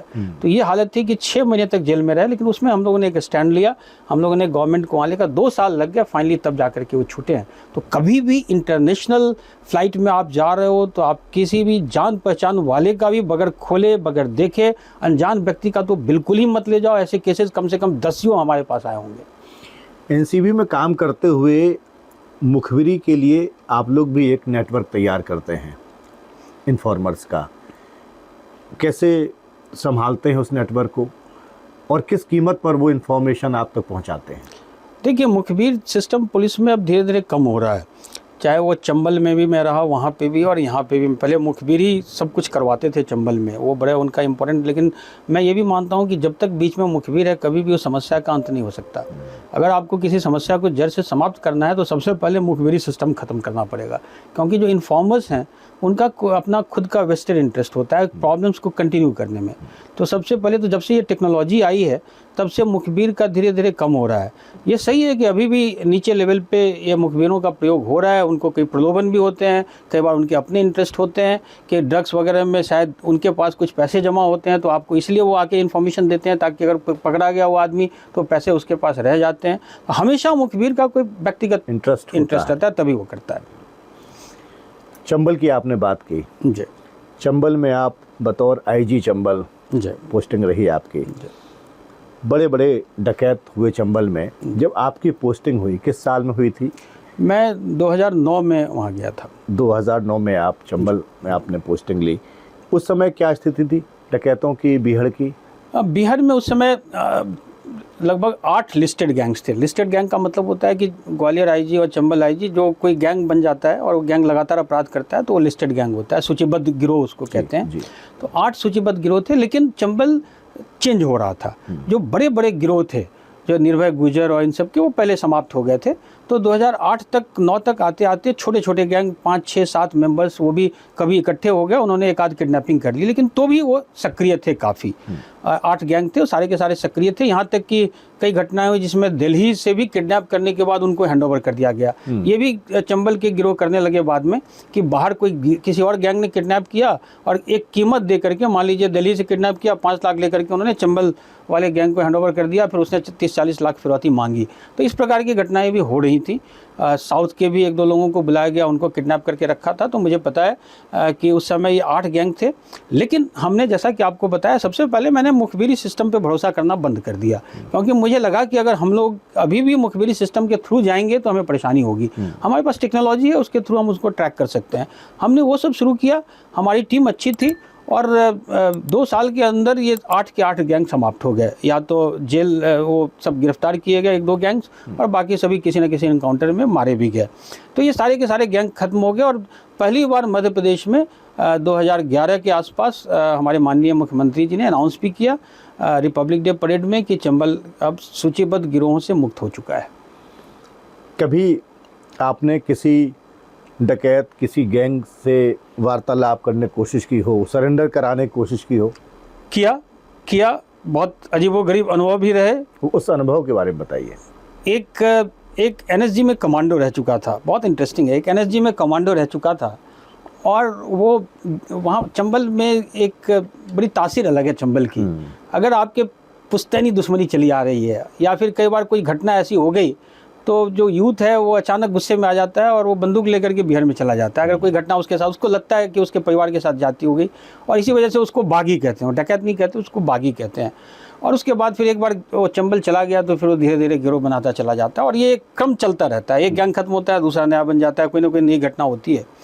तो एक डकैत था, और उससे मैंने ट्राई किया, क्योंकि जब मुझे पता चला कि वो कमांडो भी रह चुका है और फोर्स का पुराना है और अच्छे कमांडो रहा हुआ है, उसके दोस्त भी थे, तो उसका एक दोस्त ही मेरे पास आया, उसके बारे में बताया, और उसने तो मेरे दिमाग में आया कि वो पुलिस का आदमी है, तो उसके साथ जाती हो जाएगी कभी, या वो कभी करेगा, तो हमने क्यों ना उसको समर्पण करवा दें। तो हमने उससे कहीं ना कहीं से कनेक्ट करके बात भी करी। उसकी पुश्तैनी दुश्मनी एक किसी और से चल रही थी, एक व्यक्ति से चल रही थी जो उसके गाँव का था और जो किसी राजनीतिक पार्टी से भी जुड़ा हुआ था। तो वो उसको मारना चाह रहा था, ख़त्म करना चाहता था। तो जब उसको मैंने फ़ोन पे कहा कि तुम सरेंडर कर दो, तुम पुलिस के रहे हो, तुम बड़े एक कमांडो रहे हो, तो तुम कम से कम सरेंडर कर दो तो अच्छा रहेगा, अन्यथा किसी जैसे बाकी सभी गैंग्स का हश्र होता है वही तुम्हारा भी हो जाएगा। तो उसने मुझे कहा कि सर मैं कर दूंगा, मुझे कोई मैं गैंग में केवल बिहार में नहीं रहना चाहता, लेकिन मैं उसको मारने के बाद ही सरेंडर करूंगा। और तो मैंने कहा कि वो तो संभव नहीं है, वो तो हम होने नहीं देंगे। आज पुलिस अफसर ही हमारी ड्यूटी है कि हम उसको बचा के रखें। तो वो कहता है कि साहब या तो उसमें हमें हेल्प करो, या नहीं तो फिर देखो जो होगा होगा। तो उसको मारने के बाद मैं अगर मार देता हूँ तो मैं सरेंडर कर दूंगा। तो मैंने कहा नहीं, वो तो मैं नहीं होने दूंगा। फिर देखिए किस्मत ऐसी कि एक दिन कहीं ना कहीं पुलिस से मुठभेड़ हो गई और वो मारा भी गया। इस बात का मुझे बहुत दुख भी हुआ। दुख हुआ आपको? अभी पिछले दिनों मैंने पूर्वदस्यु सुंदरी सीमा परिहार का इंटरव्यू किया था। उन्होंने भी बहुत सारी बातें की, बिहार के तमाम राज से पर्दा उठाया। डकैतों के पास मैंने उनसे पूछा था कि हथियार कहाँ से पहुँचते हैं। उनका इशारा था कि कुछ लोग हथियार पहुँचाते हैं, बदले में वो मोटी कीमत वसूलते हैं। और पुलिस के साथ कैसे लुका छिपी का खेल, तू डाल डाल में पात पात का खेल चलता है। कभी आमने सामने किसी गैंग के साथ मुठभेड़? हमारे गैंग्स के साथ जैसे मैंने ज्वाइन किया था उसके बाद ही एक गैंग था जिसने 5 लोगों का कंस्ट्रक्शन साइट से किडनैप किया था। बिहार में क्या होता है कि बिहार में आपसे अगर वो कोई 50 मीटर 100 मीटर दूर भी है तो ना आपको पता चलता है कि वो आपको देख रहा है, ना उसको पता चलता है कि आप देख रहे हो। आप बगल में भी रहते हो तो कई बार पता नहीं चलता। तो वो गैंग को उसको 5 लोगों को किडनैप करने के बाद वो बिहार में चला गया। फिर मैं इमीडिएटली बिहार पहुंच गया था। मैं भी बिहार में, हम लोग पूरी टीम के साथ लगभग 100 पुलिस वाले थे, हम लोग सभी उसका पीछा करते रहे, लेकिन हमें पता नहीं था। फिर हमने फायरिंग शुरू कर दी, हवाई फायरिंग शुरू कर दी, और मुझे नहीं पता था कि क्या होगा। शाम हो रहा था तो मुझे डर भी था कि पता नहीं 5 लोगों के साथ क्या हो जाए। तो हमने अंदाजन फायरिंग शुरू करी। अब दूसरे दिन, थोड़ी देर बाद, दूसरे दिन सवेरे पता चला कि 5 छूट के आ गए। तो जब डकैत बाद में पकड़े गए तो जब हमने उनसे पूछा तो जब हम फायरिंग कर रहे थे तो उनको लग रहा था शायद हमें देख लिया, वो फायरिंग कर रहे हैं, तो 5 को छोड़ के वो भाग गए। तो कई बार इस टाइप की घटनाएं भी हो जाती हैं जो आपको उस स्पॉट पे आप कई ऐसे निर्णय लेते हो, कुछ चीज़ें करते हो जिसका इम्पैक्ट कहीं ना कहीं पड़ जाता है। तो ऐसी चीज़ें हुई हैं। डकैत टकराते हैं कई बार आपको, लेकिन जैसे दूर पहाड़ी पे हैं। एक बार उस समय मैं गैंग इसकी चंबल की बात नहीं कर रहा, एक हमारे बहुत जब शुरुआती दौर में मैं सिंगरौली में था तो मुझे पता है कि 2 क्रिमिनल भाई थे, वो पहाड़ी के ऊपर रहते थे। अब जब हम लोग, मैं उस समय एडिशनल एसपी था, तो हम लोग, उसने एक मर्डर कर दिया था। तो मैं जब भी पकड़ने जाऊँ तो वो पहाड़ी से दिख जाता था, उसको वो पहाड़ी से दिख जाता था। उसके बाद वहाँ से वो हम लोगों को इशारा करता था, आ जाओ आ जाओ। और हम लोग नीचे से फायर भी करोगे तो आप वहाँ तक नहीं पहुँच सकते हो। और वहाँ से वो कुल्हाड़ी हाथ में लिए हुए नाचता रहता था, कहता था आजा आजा देखते हैं। और जब भी हम लोग नज़दीक पहुंचते थे तो जंगल में भाग जाता था। जंगल ऐसा भीषण था कि आप कुछ कर नहीं सकते हो, तो पूरा घूमने के बाद वापस आ जाते। एक बार रात को 2 बजे मैं अपनी गाड़ियों के साथ गया, जानबूझ के हेडलाइट जलाते हुए वहाँ तक नीचे तक गया। फिर गाड़ियों को थोड़ी देर रुकने के बाद मैंने सभी गाड़ियों को वापस कर दिया। हम लोग चुपचाप पैदल उतर के ऊपर चढ़ने लगे। सभी गाड़ियाँ वापस चली गई तो उसको लगा कि सब चले गए। तो हम लोग ऊपर जाकर के पता चला था कि मॉर्निंग में आता है, तो हमें लगा उसी समय पकड़ेंगे। तो मैं घर में हम लोगों ने सब कंबल ओढ़ करके चुपचाप बैठ गए। लेकिन गांव का एक कोई जाकर के उनको बता दिया, तो सवेरे हम लोग बैठे रहे, दिन भर हमें कोई नहीं मिला। तो कई बार ऐसी परिस्थितियां निर्मित होती है जब आमने सामने आप होते हो, कई बार आपको देखते भी हैं लेकिन आपका रिच नहीं होता। ऐसी परिस्थितियां होती हैं। कई बार आप कितने भी प्रयास करो, क्रिमिनल्स आपके पकड़ से दूर हो जाते हैं। जिन कमांडो की आपने बात की और जब वो मारे गए तो आपको दुख हुआ, कमांडो के साथ आपकी बातचीत आमने सामने बैठ के हुई थी? मोबाइल से हुई थी। एनसीबी की तरफ मैं वापस लौटूंगा। कई बड़ी मछलियां भी जाल में फंस जाती हैं। एनसीबी का जाल इस तरह का होता है। कोई बड़ी मछली फंसी आपके कार्यकाल में? हमारे कई सारे ड्रग ट्रैफिकर्स पकड़े गए, बड़े बड़े ड्रग ट्रैफिकर्स पकड़े गए और हम लोगों ने काफ़ी कंट्रोल भी किया था। एक घटना हुई थी जो मुझे लगता है कि शायद बहुत मेरे लिए अप्रिय ही मैं कहूँगा उसे, कि न्यू ईयर का समय था 2019 के लास्ट में 31 दिसंबर। उस समय हम लोग ट्रैक कर रहे थे। मलाना क्रीम एक बड़ा फेमस है हिमाचल में, जो न्यू ईयर्स के लिए गोवा में और मुंबई में लेके कई बार जाते हैं ये लोग। तो हम उसको ट्रैक कर रहे थे। क्रिमिनल्स को 6 kg मुझे याद है अभी भी कि मलाना क्रीम पकड़ा गया था दिल्ली रेलवे स्टेशन पे। उसके साथ हमें कुछ लड़के मिले, 1-2 लड़के मिले जब हमने वो किया। उसमें यूनिवर्सिटीज़ के लड़के थे, दिल्ली और JNU और MIT यूनिवर्सिटी के। तो वो मेरे लिए बड़ा ख़राब अनुभव मेरा कह सकते हैं कि स्टूडेंट जो इतने अच्छे नंबर लेकर के आए हों, तो वो केवल ऐसे ही अपने पीयर ग्रुप के प्रेशर में उन्होंने शुरू कर दिया हो। वो कह रहे थे कि रात को हम लोग दिन रात भर पढ़ते हैं तो उसमें इस्तेमाल करते हैं। तो कई बार इन सब झांसे में ये बच्चे आ जाते हैं। तो ऐसे भी अनुभव होते हैं। बड़े क्रिमिनल्स कई पकड़े गए, पंजाब में खास करके जिनका इंटरनेशनल नेटवर्क था, वो बड़े बड़े क्रिमिनल्स पकड़े गए। हम लोगों ने जो रेप पार्टीज वगैरह होती हैं उनकी कई बार इन्फॉर्मेशन आती है, तो हम प्रयास करते थे कि बच्चों को सचेत कर दें, क्योंकि जो यूथ है कई बार वो समझ नहीं पाता। तो वो ट्राई करते हैं कि उसको हम लोग देखते हैं। शाहरुख खान का बेटा आर्यन पकड़ा गया। समीर वानखेड़े बड़ी चर्चा में रहे। समीर वानखेड़े आपके जूनियर भी रहे, उनके साथ आपने काम किया है, या यूँ कहें उन्होंने आपके साथ काम किया है। कैसे व्यक्ति हैं समीर वानखेड़े और आपका क्या अनुभव रहा? देखिए, समीर वानखेड़े बहुत ही अच्छे अधिकारी थे। उनमें कस्टम्स में थे वो पहले। इनफैक्ट मेरे जाने के बाद वो आए, लेकिन जब उसी केस के दौरान वो आए थे तो उनका इन्फॉर्मेशन सिस्टम बहुत स्ट्रॉन्ग है। और मुंबई जो हमारा था यूनिट, वो बहुत अच्छा उस समय नहीं काम कर रहा था, इसी वजह से उनको रखा गया था। तो जो बाकी चीज़ें हैं वो इन्वेस्टिगेशन का इशू है, तो उस पर मैं नहीं बोलना चाहूँगा। लेकिन वो अच्छे अधिकारी थे, उनकी इन्फॉर्मेशन अच्छी थी। वापस चंबल पे आते हैं। चंबल में रहते हुए अलग अलग अनुभव रहे होंगे, लेकिन कभी एनसीबी में या चंबल में आपको घूस देने का किसी ने कोशिश की, ऑफर दिया किसी ने घूस का? कई बार छोटे लेवल पे ही होता है। जब मैं आपको सरगुजा की बात बताता हूँ, कई बार लोगों का परसेप्शन जो बना हुआ है कि सरगुजा में मैं थाने में था तो एक आदमी आया मेरे पास कि उसकी लड़की, उसकी बहू वो ट्राइबल था, उसकी बहू किसी लड़के के साथ चली गई थी। तो वो बहुत चिंतित था कि साहब वो किसी तरह उसको रिकवर कर दो। तो जबकि बहुत गरीब, कुछ भी नहीं घर में, मैंने झोपड़ी भी नहीं, 2-4 छोटे छोटे बर्तन होंगे। तो मैं वहाँ गया तो मुझे सबसे अजीब तो ये लगा कि अपने बहू के लिए कह रहा है कि उसकी रिकवरी कर दो। तो मैंने पूछा भी कि तुम उसको रखोगे क्या? तो उसने कहा हाँ सब। इतने गरीब थे, लेकिन उनका एक अपना कल्चर था। तो जब मैं लड़की को रिकवर करने जा रहा था, जिस लड़के के साथ गई थी, तो रास्ते में उसने अपने धोती से बांधे हुए था, तो उसने 10-10 के 3-4 नोट निकाले, 40 रुपये निकाले और मुझे बोलता है कि साहब ये रख लो। तो मैंने कहा क्यों? तो उसको लगा कि शायद इसके बिना पुलिस कभी उसको करेगी, साहब उसको कर लेना, सब इज्जत का सवाल है, उसको कर देना। तो ऐसी घटनाएं भी होती हैं। लेकिन जनरली अगर आपकी एक बार रेपुटेशन बन जाती है तो आप कहीं ना कहीं वो रेपुटेशन आपसे पहले सब जगह पहुंच जाता है। मैं किसी भी पुलिस अधिकारी या किसी भी प्रशासनिक अधिकारी की बात मैं करूं, तो जो अधिकारी की रेपुटेशन अच्छी बनी हुई है उससे पहले जहां कहीं भी जाता है उससे पहले सब पहुंच जाता है। तो लोग नॉर्मली केयरफुल रहते हैं आपसे हैंडल करने में, डील करने में। आप फाइनेंस मिनिस्ट्री के तहत भी आपने एक जिम्मेदारी निभाई, चीफ विजिलेंस ऑफिसर की।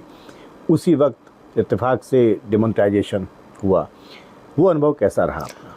वो बहुत अच्छा अनुभव था और मैं समझता हूँ कि पूरी हमारी टीम जो थी उस समय जो करेंसी नोट प्रिंट कर रहे थे देवास में या नासिक में, उन सब ने ऑलमोस्ट लगातार काम किया। मैंने देखा, उस समय मैं विजिट भी किया। जो उस समय आपने देखा होगा कि सडनली करेंसी नोट जो प्रिंट हो रहे थे उसकी संख्या कम थी शुरुआती दौर में, लेकिन 2-3 महीने के अंदर वो सारे मेकअप कर लिया उन लोगों ने। तो दिन रात काम करने के बाद पूरे देश में उसको भेजना, आरबीआई के निर्देशन में हम लोग सभी काम कर रहे थे उस समय, एसपीएमसीएल भी कर रही थी। तो वो एक ऐसा ओकेजन था जो पूरा देश कहीं ना कहीं उससे जुड़ा हुआ था। लेकिन 1-2 महीने की परेशानी रही, फिर धीरे धीरे सब ठीक होने लगा। तो मैंने खुद ही जाके देखा देवास में और इन सब स्थानों पे कि सारे ऑफिसर्स सारे ये कंटिन्यूअस लगे रहे। तो और ये था कि ज़्यादा से ज़्यादा जल्दी से जल्दी जो ये क्राइसिस जैसी सिचुएशन बनती जा रही है उससे हमें निकालना है। लेकिन संजय जी, तैयारी तो पहले से शुरू हुई होगी। आप लोगों को अंदाज़ा था कि इतना बड़ा फैसला प्रधानमंत्री जी अनाउंस करने वाले हैं? नहीं, किसी को नहीं था। किसी को नहीं था। किसी को नहीं था, हमारे यहाँ किसी को नहीं था। जो लोग काम कर रहे थे किसी को नहीं। उनको घर जाने की इजाज़त भी नहीं थी उस समय? मैक्सिमम, चूँकि लगातार काम चल रहा था, ऐसा नहीं था कि बिल्कुल कोई प्रतिबंध था, लेकिन कई बार होता है कि आप जब 24 घंटे काम होता है तो फिर आप कई शिफ्ट में काम होता है तो आप करते रहते हो। तो चूँकि एक ओकेजन ऐसा था जिसमें मैं समझता हूँ कि ऑर्गेनाइजेशन का जो टेस्ट होता है वो इन समय में होता है कि जब क्राइसिस हो तो आप कैसे उसको रिस्पॉन्ड करते हो। बहुत क्लोजली आपने देखा, उस वक्त नोटों की छपाई हो रही थी। 2000 के नोट में चिप है, इस बात को लेके भी बहुत सारी बातें कहीं कहीं लोग आज भी कहते हैं और कई बार वो अजीब तरह से रिएक्ट भी करते हैं लोग उस पर। क्या सच्चाई थी? चिप थी या नहीं? कुछ नहीं था, कोई सच्चाई नहीं थी। कोई सच्चाई नहीं थी। ये सब केवल मीडिया की खबरें थी, भ्रामक खबरें थी। भ्रामक खबरें थी, कहीं कुछ नहीं। कई अलग अलग मरहलों से आपका पड़ाव गुजरता गया, सफ़र चलता रहा आगे। आखिरी पोस्टिंग बतौर आईपीएस कहाँ थी, किस विभाग में थी आपकी? मैं पुलिस में था, इसके पहले मैं ट्रांसपोर्ट कमिश्नर रहा जी। और ट्रांसपोर्ट में उसके पहले मैं डायल 100 का एडीजी भी रहा, इमरजेंसी रिस्पांस सिस्टम। तो वो मैंने काफ़ी उसमें भी काम किया था और काफ़ी सेटिस्फैक्ट्री मुझे लगा कि मेरा काम है। जब मैं रिस्पॉन्ड करता हूँ पूरे प्रदेश भर में, आप कह सकते हो कि 1000 गाड़ियाँ थीं और लगभग 14,000 सीसीटीवी के माध्यम से हम लोग पूरे प्रदेश को देखते रहते थे। तो इतने सारे सीसीटीवी कैमरे लगना, उसका कंट्रोल रूम हमारे पास था, उसको हमने इंटीग्रेट किया और हमारी योजना थी कि उसको हम जो अमेरिकन पैटर्न है 911 उस पर ले जाएं। हम लोगों ने उसी टाइप का बनाया भी है जो काफ़ी लोगों के लिए सहूलियत होगी, खास करके इमरजेंसी में। सबसे ज़्यादा इंपॉर्टेंट होता है जब आप इमरजेंसी में करते हो। जब ये लॉकडाउन लगा था तब हम लोगों ने ऐसी ऐसी चीज़ें करी जो बहुत हमें संतुष्टि मिलती है। जैसे कई ऐसे बहुत ही वृद्ध लोग थे जो अकेले घर में फंस गए थे। अब उनको कुछ दवाइयाँ ऐसी थी जो उनको चाहिए। एक मुझे अभी भी याद है कि हमारा बॉर्डर के पास था और उसको दवाई चाहिए था यूपी साइड से, और वो भी 2 ज़िले छोड़ करके, बादा के कहीं बहुत आगे। और उसका बार बार फ़ोन आ रहा था कि हमें दवाई नहीं मिलेगी तो हमारी जान नहीं बचेगी। तो हम लोगों ने एक कॉरिडोर बनाया। हमारी जो डायल 100 की 3 गाड़ियाँ थी, हमने यूपी से बात की काउंटर पार्ट से, और 3 गाड़ियाँ हमारी, एक ज़िले की गाड़ी दूसरी जगह जिले गई, उसका प्रिस्क्रिप्शन लेकर के दूसरा तीसरी जगह गया। फिर यूपी पुलिस को हमने हैंडओवर किया। यूपी पुलिस ने भी 2 गाड़ियों के बाद जहाँ से दवा मिलनी थी यूपी में वहाँ से दवा ली, और फिर इस तरह करके हमने उस वृद्ध आदमी तक दवा पहुँचाई। तो ऐसे बहुत सारे वाक़यात हुए जो हमने स्पेशल अरेंजमेंट कर करके दवाएँ पहुँचाई, या लोगों को देखा जिनको भोजन नहीं मिल रहा था उन सबको पहुँचाया। तो ये सब ऐसी चीज़ें थी जो बहुत सेटिस्फैक्ट्री थी। और लास्ट में मैं डीजी ट्रेनिंग था वहाँ का, मध्य प्रदेश का, और ट्रेनिंग में भी हमारे पास चूँकि आईपीसी, सीआरपीसी और एविडेंस एक्ट, तीनों एक्ट की जगह नए कानून आ गए थे। तो इन तीनों कानून को 1-2-3 महीने के अंदर हमें 1 लाख लोगों को ट्रेन करना था। तो ये भी एक बहुत इम्पोर्टेंट था, जिसमें हमने यूट्यूब चैनल का सहारा लेकर के, ई लर्निंग का सहारा लेकर के, क्लासरूम अरेंज करके वो सब किया। फिर पार्लियामेंट्री इलेक्शन था, उसको हम लोगों ने कंडक्ट करवाया। तो ये ओवरऑल एक बहुत ही अच्छा मेरा अनुभव रहा। पिछले पूरी ज़िंदगी का अनुभव मैं कहूँगा तो बहुत अच्छा रहा। रिटायरमेंट की बात की ज़िंदगी कैसी चल रही है अब आपकी? काफ़ी अच्छी है, चूँकि मैं लगातार कहीं ना कहीं जुड़ा रहा, और चूँकि मैं बहुत सारे ऐसे काम किए जो संभवतः केवल पुलिस अधिकारी के रूप में मैं नहीं किया। एक चीज़ तो मैं आपको बस मेंशन करना चाहता हूँ कि मैं यूनिवर्सिटी का रजिस्ट्रार भी रहा। भोपाल पहला आईपीएस अफसर था मध्य प्रदेश में जो यूनिवर्सिटी का रजिस्ट्रार रहा। तो हायर एजुकेशन में भी काम किया, अलग अलग विभागों में, जैसा कि आपने बताया। तो जो एक ज़िंदगी में मैं समझता हूँ कि बहुत सारी चीज़ें मुझे भगवान के कहीं ना कहीं उनकी वजह से मिला, जो संभवतः ऐसी अपॉर्चुनिटीज़ बहुत रेयरली, बिरले अफसरों को मिलती है। तो उसके बाद भी मैं लगातार एक्टिव हूँ।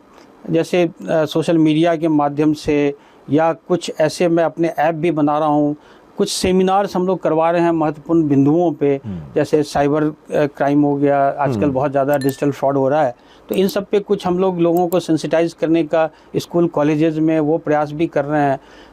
और अभी मैंने, जैसे चूँकि मैं नेपाल बॉर्डर पे एसएसबी में भी रहा, तो मैं लोगों को वहाँ भी सेंसिटाइज कर रहा हूँ कि जो बॉर्डर पे जो चेंजेस आ रहे हैं, क्योंकि अंतर्राष्ट्रीय बॉर्डर को सुरक्षित रखना बहुत महत्वपूर्ण है, तो वो मेरे लिए बड़ा इंपॉर्टेंट है, क्योंकि हमारा एरिया नेपाल बॉर्डर पे पड़ता है और उस बॉर्डर के माध्यम से बहुत सारी चीज़ें हो रही हैं, तो उसको कंट्रोल करने के लिए तो मैं उन क्षेत्रों में भी कई प्रयास कर रहा हूँ। जब आप पद पे होते हैं, बहुत सारे लोग आपके आसपास होते हैं, घिरे रहते हैं, सलाम करने वाले होते हैं, सम्मान बहुत मिलता है। रिटायरमेंट के बाद वो खालीपन महसूस होता है? बिल्कुल नहीं। उसका कारण है कि जो आपने कहा कि जो लोग बहुत घिरे रहते हैं वो पद से घिरे रहते हैं, आपसे जो घिरे नहीं रहते हैं। अब मेरे से घिरे हुए लोग हैं तो मुझे कभी खालीपन नहीं रहा, पहले भी नहीं रहा और अभी भी नहीं रहा। इनफैक्ट अब मैं ज़्यादा स्वतंत्र, ज़्यादा फ्री अपने आप को फील करता हूँ कि जो एक बंधन था वो संभवतः अब नहीं है, तो मैं बहुत सारी चीज़ें वो कर सकता हूँ जो मैं पहले सोचता था लेकिन मैंने नहीं किया। तो वो सब सारी एक्टिविटीज़, चाहे वो जितनी भी क्रिएटिव चीज़ें हैं, चाहे वो लेखन वगैरह हो, वो मैं प्लान कर रहा हूँ, तो ये सब सारी चीज़ें पहले नहीं कर सकता था। और लोगों का जहाँ तक सवाल है, तो एक तो जो आपके पद से, आपकी कुर्सी से, या आपके ग्लैमर से, संभवतः यूनिफॉर्म से जुड़े लोग रहते हैं, तो वो उसका एक हिस्सा है, वो सही है, उस समय वो रहते हैं। लेकिन जो आपकी व्यक्तिगत एक अपनी पहचान भी होती है, आपकी अपनी आइडेंटिटी भी होती है, तो वो सबसे ज़्यादा महत्वपूर्ण है। तो वो उससे अगर किसी का जुड़ाव है, पहले भी अगर रहा है, बहुत लोगों का रहा है, तो अभी भी मुझसे वैसे ही जुड़े हुए हैं। मूलतः आप बिहार के रहने वाले हैं, जाहिर है बड़ा परिवार, खानदान वहाँ होगा, आपका परिवार दिल्ली में। परिवार में कौन कौन लोग हैं और क्या अब बिहार से कितना जुड़ाव है आपका? बिहार से तो लगातार मेरा जुड़ाव है। मेरी माँ अभी भी है, वो भी प्रिंसिपल रही हैं कॉलेज में, तो वो अभी हैं। और ये हम लोग किस्मत वाले हैं जो अभी हैं, उनका हम सबको आशीर्वाद है। परिवार में मैं हूँ, मेरी वाइफ भी डॉक्टर रेलवेज़ में थी, अभी उसने वीआरएस ले लिया। मेरी जो बेटी है वो भी आईएएस में है, मेरा दामाद भी आईएएस में है, दोनों राजस्थान काडर के हैं। बेटा है एक जो अभी उसने दिल्ली यूनिवर्सिटी से ग्रेजुएशन किया है। जी, आपने जब तैयारी की थी सिविल सर्विसेज की और अब कई साल बाद आपकी बेटी ने की, दोनों में क्या पैटर्न में डिफरेंस देखा आपने? बहुत, चूँकि 2017 में वो आईएएस में प्रथम अटेम्प्ट में ही आ गई थी, तो मैं उसके साथ जब बैठता था तो मैं वही सोचता था कि अगर इसका प्रीलिम्स अगर मुझे देना होता तो मैं पास ही नहीं करता। तो जो प्रीलिम्स का पैटर्न है वो बहुत ज़्यादा चेंज हो गया है, बहुत सारी इन्फॉर्मेशन आ गई हैं, और जो क्वेश्चंस भी ऐसे पूछे जा रहे हैं, बहुत डाइसी भी हो गया है कि अगर आपको जानकारी है भी तो भी शायद कई बार आप उसको करेक्ट नहीं कर सको। तो उस मायने में आप कह सकते हैं, लेकिन जो बेसिक्स हैं वो सेम है, हमेशा रहते हैं बेसिक्स। अभी भी मैं यही कहूँगा कि जो स्मार्ट स्टडी है वो आप करें। अभी भी मैंने अपनी बेटी को भी यही समझाया था कि जो स्मार्ट स्टडी है वो करो, क्योंकि वो भी डॉक्टर है, उसने MBBS किया, उसके बाद सिविल सर्विसेज दिया और फर्स्ट अटेम्प्ट में आ गई। तो उसने भी, शी वॉज वेरी केयरफुल कि हम केवल जो ज़रूरत है वहाँ पे पढ़ाई करें, और उस वजह से संभवतः उसको सफलता मिली। जी, खंडवा का आपने जिक्र किया था। जी, किशोरदा बहुत मशहूर सिंगर रहे हैं, संगीत सुनते हैं आप? जी। किस तरह का संगीत पसंद है आपको? मुझे संगीत में किशोरदा तो हैं ही, किशोर रफ़ी तीनों जो थे, मुकेश, तीनों पसंद हैं। और गज़ल भी विशेष रूप से बहुत, जगजीत सिंह का गज़ल हो या गुलाम अली, मेहदी हसन, इन सब का मैं काफ़ी फ़ैन रहा हूँ। और निजी ज़िंदगी में क्या क्या शौक़ हैं आपके? खाने का, पेंटिंग का, लिखने का, कुछ और? लिखने का शौक़ कभी रहता है, चूँकि पुलिस में बहुत ज़्यादा व्यस्त रहा तो कई बार नहीं लिख पाया, जो शायद अब फील करता हूँ कि मुझे करना चाहिए। बहुत लोगों ने, हमारे दोस्तों ने भी मुझे सुझाव दिया है। खाने पीने का शौक़ हमारे ख़ानदानी शौक़ है, पारिवारिक शौक़ है। मैं भी, मेरे बच्चे भी, सभी को मैं देखता हूँ तो खाने का शौक़ तो सभी को है ही। हम लोग नई नई चीज़ें ट्राई हमेशा करते रहते हैं।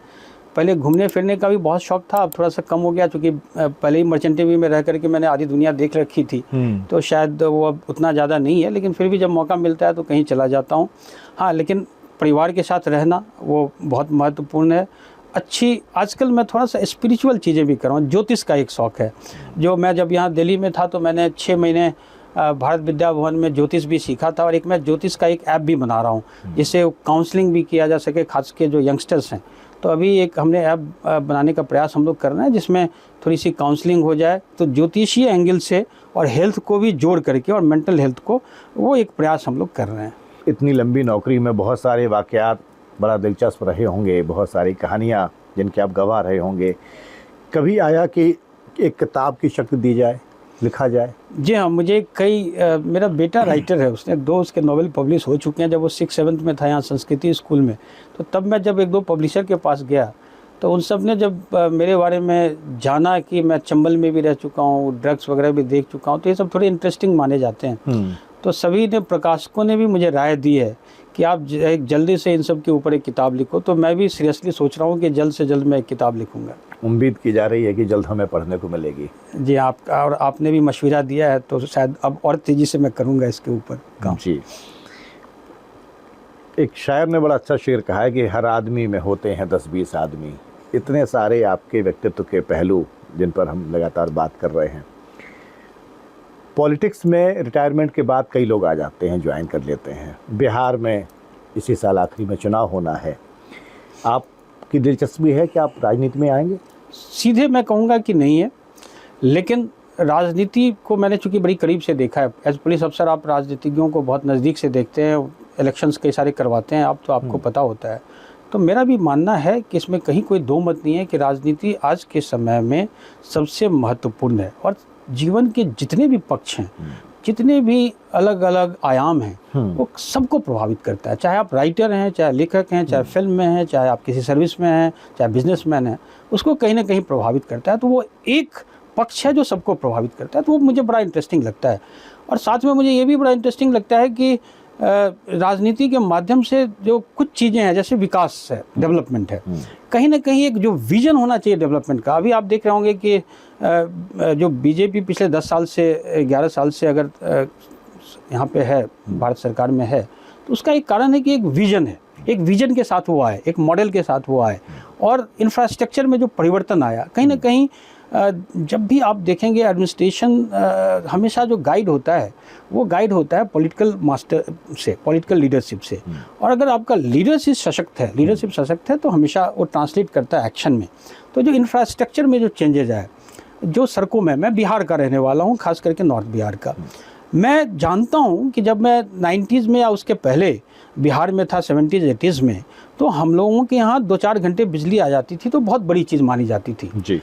और सड़कें तो थी नहीं, सड़कें तो बिल्कुल, मैं दरभंगा से पटना जाने में मुझे 24 घंटे लगते थे, और वही दरभंगा से पटना आज मैं 2.5 घंटे में पहुंच जाता हूं, 3 घंटे में पहुंच जाता हूं। तो ये जो इंफ्रास्ट्रक्चर है, जो ये सड़कें हैं, बिजली है, पानी है, एजुकेशन है, हेल्थ है, अगर सरकार का ये मेजर काम है। आज मैं आपको बताता हूँ, मैं यूनिवर्सिटी में रजिस्ट्रार था, छोटी सी बात है लेकिन मैं जिक्र करना चाहूँगा कि मैं यूनिवर्सिटी में रजिस्ट्रार था।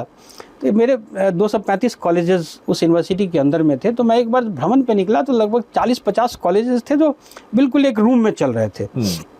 जब वो एग्जामिनेशन के फॉर्म भरे जाते थे तब वो लड़के आते थे और रिजल्ट आ गया, कॉलेज बंद हो जाता था। तो एक बार मैं जब घूम रहा था एग्जामिनेशन सेंटर्स पे, तो मैंने एक जगह देखा कि सब पंजाब के लड़के मुझे दिखे, पंजाब सिख वगैरह ज़्यादा थे। तो मैंने सबसे पूछा तो हिंदी या इंग्लिश कुछ भी बोलना नहीं जानते थे, और लॉ का सब एग्जाम दे रहे थे, LLB का। ऐसे ही मैं एक जगह गया तो माइक्रोबायोलॉजी में सब मुझे हिमाचल या दूसरे प्रांत के लड़के लड़की, गोरे गोरे से लड़के लड़कियां दिखी। तो मैंने उन सब से पूछा, तो मैंने पता किया तो पता चला कि ये सब बाहर के आते हैं, केवल एग्जामिनेशन देने आते हैं। तो ये थोड़ी सी बदनामी भी थी विश्वविद्यालय की, सब बाहर के लड़के केवल एग्जाम देने आते हैं फिर चले जाते हैं। तो फिर मैंने 50 कॉलेजेस हम सब ने मिल करके, एग्जीक्यूटिव काउंसिल होता है वहाँ पे, हमने प्रस्ताव रखा, उसको हमने डिसएफिलिएट कर दिया। तो मेरा एक कोई मित्र आया था, देखिए कई बार कुछ क्वेश्चंस के जो आंसर होते हैं वो बड़े अलग होते हैं, जो सीधा 2+2 4 ही हमेशा नहीं होता, 2+2 बहुत कुछ हो सकता है। तो उसने मुझे बताया, वो कर्नाटक से आया हुआ था, उसने मुझे कहा कि देखो कर्नाटक में या महाराष्ट्र में जो परिवर्तन आया है वो वहाँ जो इंजीनियरिंग कॉलेजेस, बाकी कॉलेजेस खुले, उसकी वजह से आया है। अब मैंने रियलाइज़ किया कि पूरे भोपाल में या बाकी जो प्रदेशों में, चाहे महाराष्ट्र हो, चाहे कर्नाटक हो, चाहे दिल्ली हो या इसके आसपास हो, सब जगह कॉलेजेस में आपको सब यूपी या बिहार के बच्चे मिलेंगे। तो यूपी बिहार में इंजीनियरिंग मेडिकल कॉलेजेस क्यों नहीं थे? आखिर ये सारे बच्चे पैसे दे करके उन सब कॉलेजेस में जा रहे हैं, और इसकी वजह से एक परिवर्तन आ रहा है। चंबल की बात बताऊँ, मैंने एक चंबल यात्रा निकाली ये जानने के लिए कि आखिर बच्चे, यूथ जो है वो बिहार में जाता क्यों है। तो मैं पूरे चंबल के अलॉन्ग जितने गाँव थे, मैंने कमिश्नर और SP कलेक्टर सब मिल करके हम लोग नाव से भी जाते थे। हमने गांव में देखा कि मुझे यूथ नहीं दिखते थे, तो मैंने उनसे पूछा कि भाई आखिर कहाँ हैं, तो पता चलता है कि 25 इंजीनियरिंग कॉलेजेस उस समय ग्वालियर में खुल गए थे। तो जिसने भी 12th पास किया वो जाकर के उसने इंजीनियरिंग में किसी भी सब्जेक्ट में एडमिशन ले लिया। अब जो बच्चा एक बार माउस पकड़ लिया कंप्यूटर का, वो बंदूक नहीं पकड़ सकता। तो जो परिवर्तन आया वो केवल मेरी वजह से या पुलिस की वजह से नहीं आया, वो जो एजुकेशन सिस्टम था वहाँ का, आपने अपॉर्चुनिटी दी, इंजीनियरिंग कॉलेज बना दी, और वो बच्चा जो छोटे से झगड़े से बिहार में चला जाता, वो कंप्यूटर पकड़ लिया। हो सकता है बहुत अच्छा इंजीनियर ना बने, लेकिन वो डकैत कभी नहीं बनेगा, वो बिहार कभी नहीं जाएगा, बंदूक कभी नहीं पकड़ेगा। तो ये एक जो चेंज आता है उसकी आवश्यकता थी। तो जो आपने बिहार की बात करी, कहीं ना कहीं हम लोग एजुकेशनल इंस्टीट्यूशंस में, technical engineering colleges, medical colleges, इन सब में बहुत पिछड़ गए थे। पिछड़ गए आप, और लोग बात भी करते हैं कि बिहार में जितना विकास होना चाहिए उतना नहीं हुआ। पिछड़ेपन के लिए कैसे जिम्मेदार मानते हैं आप, किस सरकार को मानते हैं? मैं पिछड़ेपन के लिए मैं सरकार की बात नहीं करूंगा, लेकिन मैं ये कहूँगा कि वहाँ के राजनीतिक दोषी हैं। उनका डेवलपमेंट का कोई विजन ही नहीं था, कोई डेवलपमेंट का विजन नहीं था। अगर कोई व्यक्ति ये स्टेटमेंट दे कि सड़कें जो है बड़े लोगों के लिए है, और अभी भी एक नेता निकले हैं उन्होंने यही स्टेटमेंट दे दिया कि जो सड़कें बन रही है वो पानी को ले जाने के लिए बनी है। अगर इस प्रकार के स्टेटमेंट दिए जाएंगे तो कहाँ डेवलपमेंट होगा, और कहाँ से वो पार्टियां भी करेंगी। आपको तो विजन होना चाहिए कि सरकार का तो काम ही है सड़क, बिजली, पानी, शिक्षा और स्वास्थ्य। अगर आप इतना कर दो, बाकी चीज़ें तो लोग खुद ही करते हैं। तो अगर जो बेसिक इंफ्रास्ट्रक्चर है बिहार में, और पहले यूपी में भी यही परिस्थिति रही है कि हम लोगों ने कहीं ना कहीं डेवलपमेंट मॉडल को, इंफ्रास्ट्रक्चर को कभी माना ही नहीं, विकास को कभी माना ही नहीं, उस नज़रिए से देखा ही नहीं। और उसको उस नज़रिए से देखने की ज़रूरत है। नहीं तो हम, बिहार जो था 60-70s में, पूरे देश में 60-70s में टॉप में था, टॉप 5-6 स्टेट्स में था, सबसे अच्छा गवर्नड स्टेट माना जाता था। उस समय का वहाँ का जीडीपी बाकी स्टेट से, जीडीपी का कंट्रीब्यूशन जो नेशनल इसमें था वो बिहार का कहीं ज़्यादा था। आज की स्थिति है कि बिहार का कंट्रीब्यूशन कुछ भी नहीं है, बाकी सारे स्टेट्स बड़ी तेज़ी से आगे निकल गए। तो हम धीरे धीरे पिछड़ते चले गए, अपनी नीतियों की वजह से पिछड़ गए। हमारे जो एक राजनीतिक में जो विजन होना चाहिए राजनीतिकों का, वो विजन कहीं था ही नहीं। तो अब परिवर्तन हो रहा है। आप ये महसूस करते हैं कि आप अगर सियासत में आएंगे तो बेहतर कर पाएंगे? मैं ये नहीं कहता कि मैं ही कर पाऊंगा, लेकिन बेहतर लोग अगर आए सियासत में तो ज़रूर बेहतर होगा। और जो हमने देखा, 2005 में मैं बिहार में ही था जब चुनाव हुए थे, 2 चुनाव हुए, 2005 के पहले का बिहार, 2005 के बाद जो परिवर्तन हुआ 5 साल, वो भी मैंने देखा। उस समय जो सड़कें अचानक बनने लगी और जो बिजली में जो सुधार हुआ 2005 से 10, 11, 12 तक का, तो जो मैंने फेज देखा है उसमें बिहार में मैंने स्वयं देखा है। तो एक बार अगर आपके लीडरशिप का विजन हो और वो चेंज करना चाहे तो ये सब चीज़ें हो सकती है। लेकिन फिर मुझे लगता है कहीं ना कहीं स्टैग्नेशन आ गया है। कई लोग कहते हैं, और राजनीतिक आरोप प्रत्यारोप के दौर में कहा जाता है, लालू यादव जी का जो कार्यकाल था कि वो जंगल राज था। क्या कहना है आपका? मैं कहूँगा कि लालू जी ने सबको शायद एक नया एक पॉलिटिक्स लेके आए, एक नई दिशा दी उन्होंने। जो गरीब तबके के लोग थे उनको आवाज़ दी कहते हैं। तो मैं तो हमेशा ये कहता हूँ कि उन्होंने आवाज़ तो दे दी, लेकिन उनकी आवाज़ होने के बाद उसका जो अभिव्यक्ति होनी चाहिए वो अभिव्यक्ति नहीं रही। क्योंकि आपने आवाज़ तो दे दी, वो हो सकता है एक आपने बड़ा अच्छा काम किया कि उन लोगों को जो बहुत दबे कुचले लोग थे उनको आपने ऊपर उठाया, ये सही बात है। लेकिन केवल वहाँ भर से काम नहीं चलता, उसके बाद आप उनको ये भी तो देखना चाहिए कि उसमें विकास भी होना चाहिए। कहीं ना कहीं उस सरकार ने विकास के फ्रंट पे, और वो 90s का दशक था, 2000 का दशक था जब सभी स्टेट्स आगे गए। अगर आप देखेंगे तो 90s में जो लिबरलाइजेशन हुआ था उसके बाद से ही सभी स्टेट्स में परिवर्तन आए। तो वो दशक हम लोग मिस कर गए, बिहार मिस कर गया। आपको किसी पार्टी ने ऑफर दिया है कि आप तैयारी करिए अगला विधानसभा चुनाव लड़ेंगे? नहीं, अभी ऐसा कोई ऑफर नहीं आया। कोई ऑफर करे तो स्वीकार करेंगे? मैं पहले उसका एनालिसिस करूंगा कि कहाँ मैं फिट बैठता हूँ। देखिए, राजनीति की एक बहुत बड़ी समस्या है कि आप एक टनल में बंध जाते हैं, आपकी जो दृष्टि है वो भी एक लिमिटेड हो जाती है। तो कई बार जब आप फ्री रहते हो, जैसे आप या हम अभी फ्री हैं, तो हम हर चीज़ को एक बिल्कुल इंडिपेंडेंटली, स्वतंत्र रूप से देख सकते हैं। वहाँ पे आपको एक पॉलिसी प्रोग्राम्स के तहत देखना होता है, तो रेस्ट्रिक्शंस भी हैं। लेकिन उसके बावजूद यदि मुझे लगता है किसी में कि ऐसा विज़न है जिसमें, और राजनीति का मतलब केवल चुनावी राजनीति की बात मैं नहीं कर रहा हूँ, उससे जुड़ करके कुछ काम करने की, तो ज़रूर मैं चाहूँगा कि करूँगा। अगर मुझे लगेगा कि वो सही है और मेरे साथ मेल खाता है, मेरे मानसिक स्तर से मेल खाता है, तो ज़रूर करूँगा। आपके हिसाब से जितने भी मुख्यमंत्री हुए हैं बिहार के, सबसे अच्छा कार्यकाल किसका रहा? मैं 2005 से 2010 का मैं सर्वश्रेष्ठ मानता हूँ। तो वो फेज़ मैंने देखा है जब बिहार में परिवर्तन होते दिखा है। और लोग कहते हैं कि 60s में जब शुरुआती दौर के जो चीफ मिनिस्टर थे उन्होंने बहुत अच्छा काम किया था, जब श्री कृष्ण सिन्हा थे और उसके बाद 2-3 चीफ मिनिस्टर महामाया प्रसाद वगैरह हुए। तो शायद शुरुआती दौर में 60s में अच्छे काम हुए थे, उसके बाद से लेकर के और 2005 तक तो मैं अच्छा नहीं मानता। ये भी कहा जाता है कि बिहार में सरकारी ठेकों में, कामकाज में कट कमीशन का धंधा ज़ोरों से चलता है।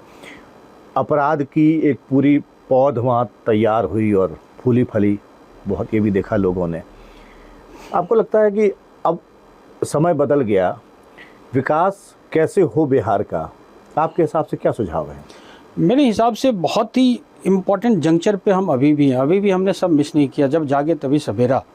बिहार में इंफ्रास्ट्रक्चर पे काम हुआ है, उससे एक परिवर्तन आया। मैं छोटा सा एग्जांपल केवल अपने शहर का देता हूँ, दरभंगा का। जब से एयर कनेक्टिविटी हुई है, सडनली बहुत सारी एक्टिविटीज़ बढ़ गई। एक एयर कनेक्टिविटी से अगर किसी शहर को चेंज किया जा सकता है तो मैंने दरभंगा को देखा है अभी, जो डेवलपमेंट चारों तरफ होने लगा है। तो मेरे हिसाब से जो इंफ्रास्ट्रक्चर का एक बहुत ज़बरदस्त परिवर्तन की आवश्यकता है। ऑलरेडी सड़कें बन रही हैं, बिजली बन रही हैं। अब हमारा फोकस होना चाहिए 2 क्षेत्र में जो सबसे महत्वपूर्ण है, और 3 क्षेत्र में मैं कहूँगा। एक शिक्षा, अभी भी बिहार कहीं ना कहीं शिक्षा में पिछड़ रहा है। बिहारी पूरे देश में दिल्ली दूसरी जगहों पे जाकर के हायर एजुकेशन के लिए जाते हैं, इवन स्कूल एजुकेशन के लिए जाते हैं। हमें अच्छे एकेडमिक इंस्टीट्यूशंस की आवश्यकता है, जो टॉप लेवल के अच्छे की आवश्यकता है। दूसरा मैं कहूँगा स्वास्थ्य, अभी भी बिहार बहुत पिछड़ा हुआ है। और इवन आप ह्यूमन डेवलपमेंट इंडेक्स के इस पे देखें तो बिहार सबसे नीचे है। जो आप स्टंटेड ग्रोथ हो या बच्चों में जो विकास होता है, उस सब स्तर पे अगर आप देखेंगे तो बिहार कहीं ना कहीं पिछड़ा हुआ है। तो अब फोकस करने की आवश्यकता है, एक तो शिक्षा पे, एक स्वास्थ्य पे, और तीसरा है अगर आप देखें तो बिहार में जो पूंजी निवेश होना चाहिए, जो इंडस्ट्रियलाइजेशन होना चाहिए, वो पूरा फेज ही हम लोग समय ही मिस कर गए। जबकि पहले बिहार में सारी चीज़ें, शुगर मिल्स वगैरह सभी थे, पेपर मिल थे, शुगर मिल थे, जब बाकी जगहों पे नहीं थे तब बिहार में था। और समय के साथ वो बंद हो गए, लेकिन सभी बंद हो गया। मैं कई शुगर मिल में गया, जब मैं डीआईजी था वहाँ, तो मैंने देखा सभी बंद हो गया, ताले लग गए, सभी मशीन निकल गए। अब बिहार को ग्रेजुअली फिर से वापस लेने की आवश्यकता है। जैसे फूड प्रोसेसिंग है, बिहार अभी भी झारखंड से अलग होने के बावजूद वो उर्वरक है, मिट्टी वहाँ बहुत उर्वरक है, पानी प्रचुर मात्रा में उपलब्ध है। अभी जैसे माननीय प्रधानमंत्री महोदय ने भी मखान का जिक्र किया है, उसको प्रमोट किया है। ऐसे बहुत सारे हमारे बिहार में हैं जिनको प्रमोट किया जा सकता है। हम थोड़ा सा फ्लड कंट्रोल कर लें, पानी के नियंत्रण मैनेजमेंट उसको सीख लें, क्योंकि नॉर्थ बिहार साउथ बिहार में वो एक इशू ज़रूर है। तो मुझे लगता है कि बिहार अभी भी जो कटोरा हो सकता है, जहाँ तक फूड की बात है, खाद्य सामग्री की, और जो फूड प्रोसेसिंग बेस्ड इंडस्ट्रीज हैं, उन सबको प्रश्रय वहाँ दिया जा सकता है। नीतीश कुमार के बारे में कई बार ये कहा जाता है कि अंदाज़ा लगाना मुश्किल है कि वो चुनाव तक कहाँ रहेंगे, पाला बदलेंगे नहीं बदलेंगे। खैर वो अलग बात है। प्रशांत किशोर, जिन्होंने लगभग देश की हर बड़ी पार्टी के साथ एसोसिएट रहकर काम किया, उनके लिए कैंपेन अभियान चलाया, कई रीजनल पार्टी के साथ काम किया, अब उनकी अपनी पार्टी है बिहार में। जी। प्रशांत किशोर की भूमिका आप कैसे देख रहे हैं आगामी विधानसभा चुनाव में? क्या उनकी मौजूदगी असरदार दिखेगी चुनाव में, या फिर वो वोट कटुआ पार्टी के तौर पर रह जाएंगे? देखिए, प्रशांत किशोर की जो बातें थी अभी भी हैं, वो अच्छी हैं। उन्होंने बिहार में एक परिवर्तन की बात करी। जब वो पदयात्रा पे निकले तो उन्होंने परिवर्तन की बात की। उन्होंने उन सभी इश्यूज़ की बात करी जो बिहार के लिए बहुत रेलेवेंट है। उन्होंने पलायन की बात करी, और बिहार पलायन की विभीषिका से जूझ रहा है। हम सब ने खास करके जो लॉकडाउन हुआ था कोरोना के टाइम में, उस समय में देखा कि बिहारी मजदूर मुंबई से, गुजरात से, दूसरे प्रांतों से पैदल चल के निकल करके बिहार जा रहे हैं। वो बहुत ही दुखद और ऐसी परिस्थितियां थी जो संभवतः किसी की भी रोंगटे खड़े हो जाते वो सब देख के। तो बिहार में पलायन एक अभिशाप है और इसे अब नियंत्रण करने की आवश्यकता है। तो वो एक इशू उन्होंने उठाया जो हम सबको अपील करता है, पूरे बिहारियों को अपील करता है। उन्होंने शिक्षा की बात करी, जो अभी मैंने जस्ट बताया था, शिक्षा की भी बात उन्होंने करी। तो ये सब इश्यूज़ बहुत इंपॉर्टेंट हैं, लेकिन इश्यूज़ के साथ आपको एक रोड मैप भी बनाना पड़ता है कि आप आखिर ये सब चीज़ें कैसे करेंगे। केवल अनाउंस करना ही अपने आप में पर्याप्त नहीं होता। तो प्रशांत किशोर जी ने बहुत अच्छी शुरुआत करी। जब पदयात्रा पे निकले, लोगों के पास 2 साल तक लगभग वो गांव-गांव में गए, सभी से मिले और उन्होंने इश्यूज़ को बड़े नज़दीक से देखा। लेकिन मैं यहाँ ये कहना चाहूँगा कि उनके पास ऑर्गेनाइजेशन अगर आप देखें तो किसी भी पार्टी को सर्वाइव करने के लिए या अच्छी पोजीशन में आने के लिए, जो चुनावी राजनीति में अगर आप जा रहे हो तो एक संगठन का बहुत महत्वपूर्ण रोल होता है। और संगठन, चूँकि आपको वोटर्स को पोलिंग बूथ तक ले जाना पड़ता है, बहुत सारी व्यवस्थाएं करनी पड़ती है। दूसरा होता है कि आप केवल एक पार्टी नहीं बना सकते हो। आपको जो इश्यूज़ हैं, चाहे वो लोकल इश्यूज़ हों चाहे नेशनल लेवल के इश्यूज़ हों, उन सब इश्यूज़ पे आपको कहीं ना कहीं अपने आप का एक स्टैंड लेना पड़ता है, उसके लिए लड़ना भी पड़ता है।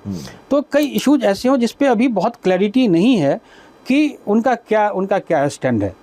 तो अभी जैसे 4 विधानसभा उपचुनाव हुए थे, उसमें उनकी प्रेजेंस थी। 2 स्थानों पे उनको अच्छे वोट भी मिले, 2 स्थानों पे उतने अच्छे वोट नहीं मिले, और एक एमएलसी के चुनाव में उनको अच्छे परसेंटेज मिले। तो उनकी प्रेजेंस तो है ही, उसको नकारा नहीं जा सकता। और वो एक बहुत अच्छे स्ट्रेटजिस्ट भी रहे, पूरे देश में उनको लोग जानते हैं, सभी जानते हैं। तो एक जो उनका ब्रांड है एज स्ट्रेटजिस्ट, वो बहुत इम्पॉर्टेंट है। लेकिन फिर मैं ये कहूँगा कि चुनाव लड़वाना, चुनाव लड़ना, दोनों 2 बातें हैं। किसी को राजा बनाना और राजा बनना, अगेन ये 2 बातें हैं। इस देश में चाणक्य भी हुए, चंद्रगुप्त भी हुए। चंद्रगुप्त कभी चाणक्य नहीं हो सकता, चाणक्य कभी चंद्रगुप्त नहीं हो सकता। दोनों की भूमिका अलग अलग है। तो ये अगर जो प्रयास कर रहे हैं वो एक स्ट्रेटजिस्ट से वो ऑर्गेनाइजेशनल इसमें जा रहे हैं। तो उम्मीद ज़रूर है, उनके इश्यूज बड़े इंपॉर्टेंट हैं। लेकिन आगे का रोड मैप मैं समझता हूँ कि जब आप पार्टी पॉलिटिक्स में आते हैं और ख़ास करके चुनावी राजनीति में जब जाते हैं, तब बहुत महत्वपूर्ण होता है। उनकी प्रेजेंस रहेगी, इसमें कोई दो मत नहीं। आगे हो सकता है कि वो बहुत अच्छा भी करें, क्योंकि उनके इश्यूज़ बड़े इंपॉर्टेंट हैं। लेकिन बिहार की कुछ खामियां भी हैं। कुछ बिहार का जो बैगेज चला आ रहा है, हिस्टोरिकल बैगेज है कास्ट का, उस कास्ट के जो इक्वेशंस में आप कहाँ फिट बैठते हो, ये सब बड़े इंपॉर्टेंट है। और बिहार में वो कास्ट एक ऐसा भूल भुलैया है कि जब तक उसको आप क्लियर नहीं करते हो, तब तक बहुत परेशानी होती है। मैं सवाल पे आता, लेकिन इससे पहले आपने जवाब दे दिया। अच्छी बातें करना एक पहलू है सिक्के का, लेकिन जाति के जंजाल में जिस तरह राजनीति जकड़ी है, और बिहार में तो बहुत ज़्यादा जकड़ी है, उससे कैसे पार पा पाएंगे प्रशांत किशोर? इसीलिए मुझे प्रशांत किशोर शुरुआती दौर में और अभी भी अच्छे लगे कि उन्होंने इस जाति से ऊपर उठ करके उन्होंने कहा कि हम जाति मुक्त कर देंगे, कम से कम जो जहाँ तक इलेक्शन की बात है। और उन्होंने एग्जाम्पल भी दिया कि ऐसे बहुत सारे लीडर्स हैं जिनकी जातियाँ नहीं हैं लेकिन लोग उनको वोट देते हैं। उन्होंने प्रधानमंत्री का एग्जाम्पल दिया कि उनके जाति के कितने लोग हैं बिहार में, लेकिन सभी वोट देते हैं। लेकिन मैं इससे पूरी तरह सहमत नहीं हूँ। मैं इसलिए नहीं हूँ क्योंकि मैंने जो देखा है बिहार के चुनाव, चूँकि बड़े क्लोजली मैंने बिहार चुनाव को वॉच भी किया है और कई चुनाव में मैं शामिल एज पुलिस अधिकारी में रहा भी हूँ। तो मैंने ये देखा है कि वहाँ और चाहे दूसरे स्थानों पर भी जो कास्ट का एक जो जाति का जो मकर जाल है, वो ऐसा है कि कई बार आप देखोगे कि क्रिमिनल्स हैं वो भी चुनाव जीत जाते हैं। वो उनको बड़े एश्योर्ड रहते हैं कि वो जीत जाएंगे। अगर किसी क्रिमिनल्स चुनावी राजनीति में जीत रहे हैं, तो मैं तो ये मानता हूँ कि कहीं ना कहीं चुनावी जो डेमोक्रेसी में कहीं ना कहीं खामियां हैं, और ख़ासकर हमारे चुनाव के सिस्टम में खामियां हैं कि आखिर कोई क्रिमिनल्स कैसे चुनाव जीत जाता है। लेकिन वो जीत रहा है। कई बार ऐसे हुए क्रिमिनल्स जीत रहे हैं, धीरे धीरे लोग जागरूक हो रहे हैं।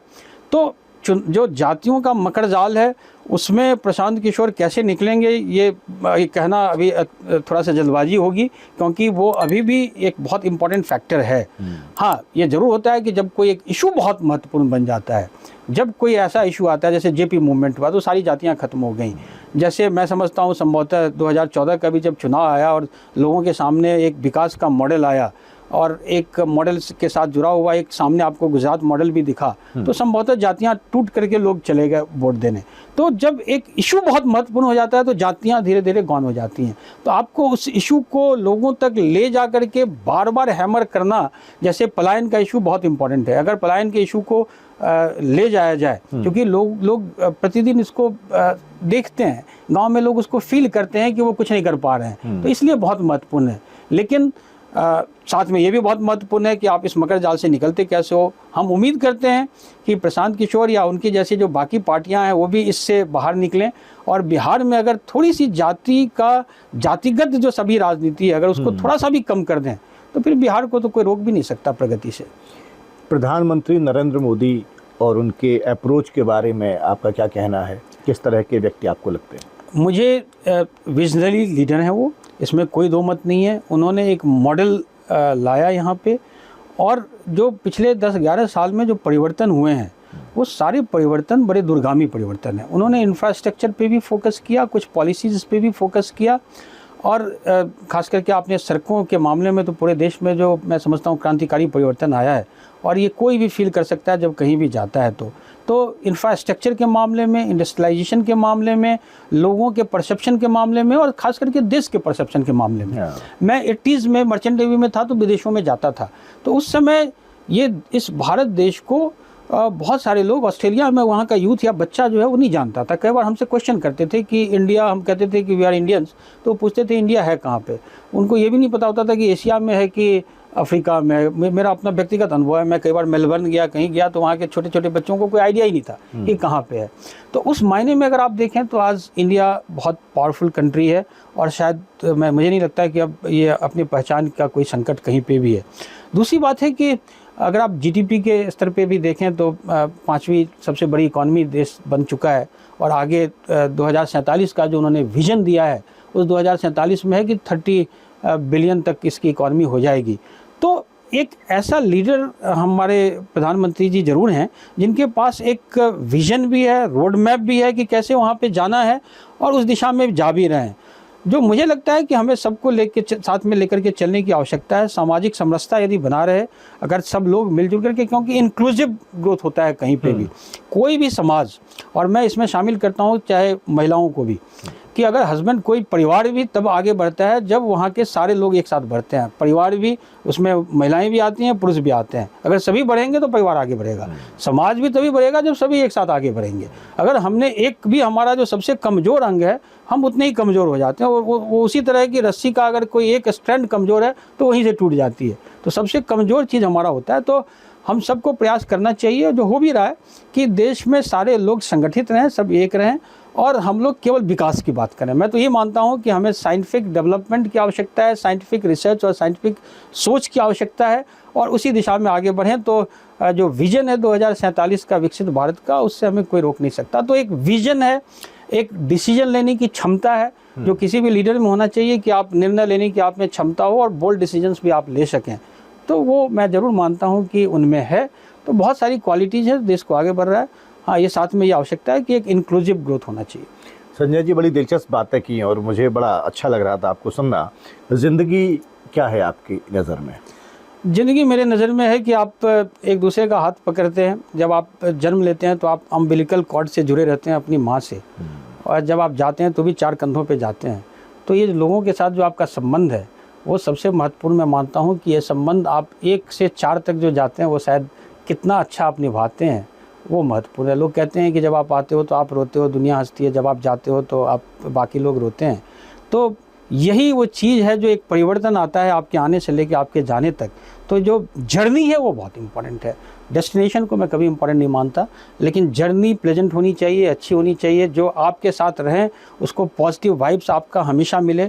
अगर आपके साथ कोई लोग हैं और वो, उनको लगता है कि आपके साथ रहना उनको सुखकर लगता है, तो आपकी भी ज़िंदगी अच्छी है, उनकी ज़िंदगी भी आप अच्छी करते हो। अगर आपके साथ कोई है और वो दुखी है तो फिर ऐसी ज़िंदगी कोई किसी काम की नहीं है। आपने कहा जर्नी इम्पोर्टेंट है, मुझे अपना एक शेर याद आ गया कि सबकी तरह तुझको भी मंजिल पर पहुंचना है, मगर सबकी तरह तुझको भी मंजिल पर पहुंचना है, मगर मंजिल से पहले रास्तों से इश्क करना सीख ले। वाह वाह वाह, क्या बात है, बहुत ही अच्छा आपने बताया। मंजिल से पहले रास्तों से इश्क करना सीख ले। खुशी क्या है आपके लिए? मेरे लिए सबसे बड़ी खुशी तो परिवार है, कि अगर आपके परिवार के लोग आपसे खुश हैं तो आप खुश हो, सबसे पहला, जो जहाँ तक पारिवारिक फ्रंट की बात है। दूसरा ये है कि आप तब खुश होते हो जब दूसरे आपसे खुश होते हैं।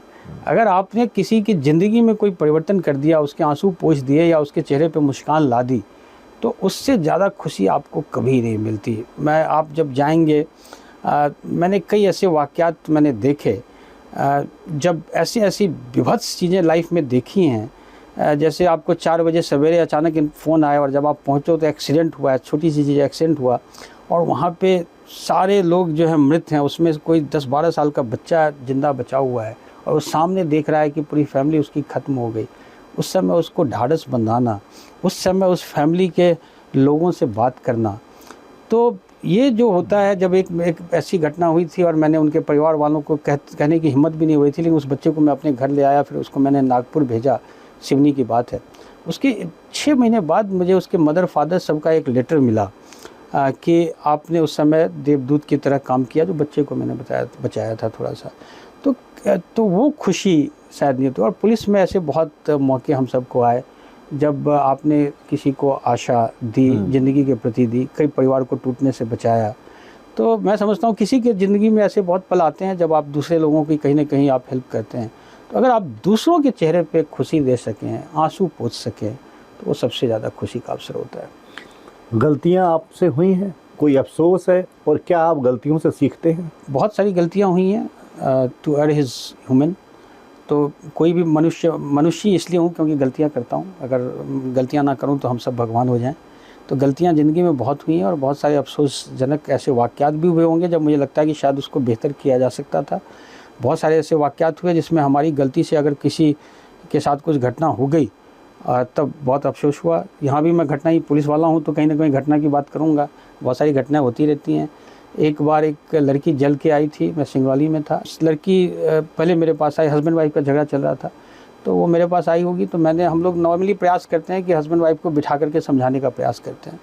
तो लड़की आई थी, हमने उन दोनों को बिठा के समझाया, फिर हमने फैमिली काउंसलिंग सेंटर में भेज दिया उनको, वहाँ समझाया। वही लड़की उसके 10 दिन बाद जो है जल करके हॉस्पिटल गई, 70-80% जल गई थी। और जब मैं वहाँ पहुँचा तो लड़की ने केवल आँख खोली और उसने मुझे केवल इतना बताया था कि सर वो आपको मैंने कहा था ना कि ये मुझे छोड़ेगा नहीं।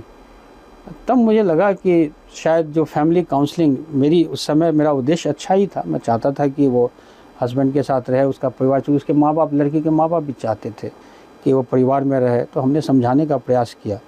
तो ऐसे वाक़यात हो जाते हैं। तो ये तो मैंने एक इंसिडेंट बताया, लेकिन ज़िंदगी में ऐसे बहुत सारे क्षण आते हैं जो कई निर्णय आप लेते हैं, आपको लगता है कि संभवतः वो निर्णय ऐसे नहीं, ऐसे होता तो ज़्यादा अच्छा था। बिल्कुल सीखता हूँ, मैं बहुत ज़्यादा सीखता हूँ। हमेशा प्रयास करता हूँ कि अगर मुझसे कोई गलती हो गई तो कम से कम रिपीट ना करूँ। और ये केवल परिवार के फ्रंट पे भी होता है, कई बार समाज के स्तर पे और नौकरी के लेवल पे भी होता है। परिवार के फ्रंट पे सबसे ज़्यादा होता है। कई बार आप बहुत सारी चीज़ें अपने बच्चों के बारे में या अपनी पत्नी के बारे में या माँ बाप के बारे में जो आप सोचते हैं कि संभवतः आपको ऐसा नहीं करना चाहिए, फिर मैं उससे अपने आप को ठीक करता हूँ।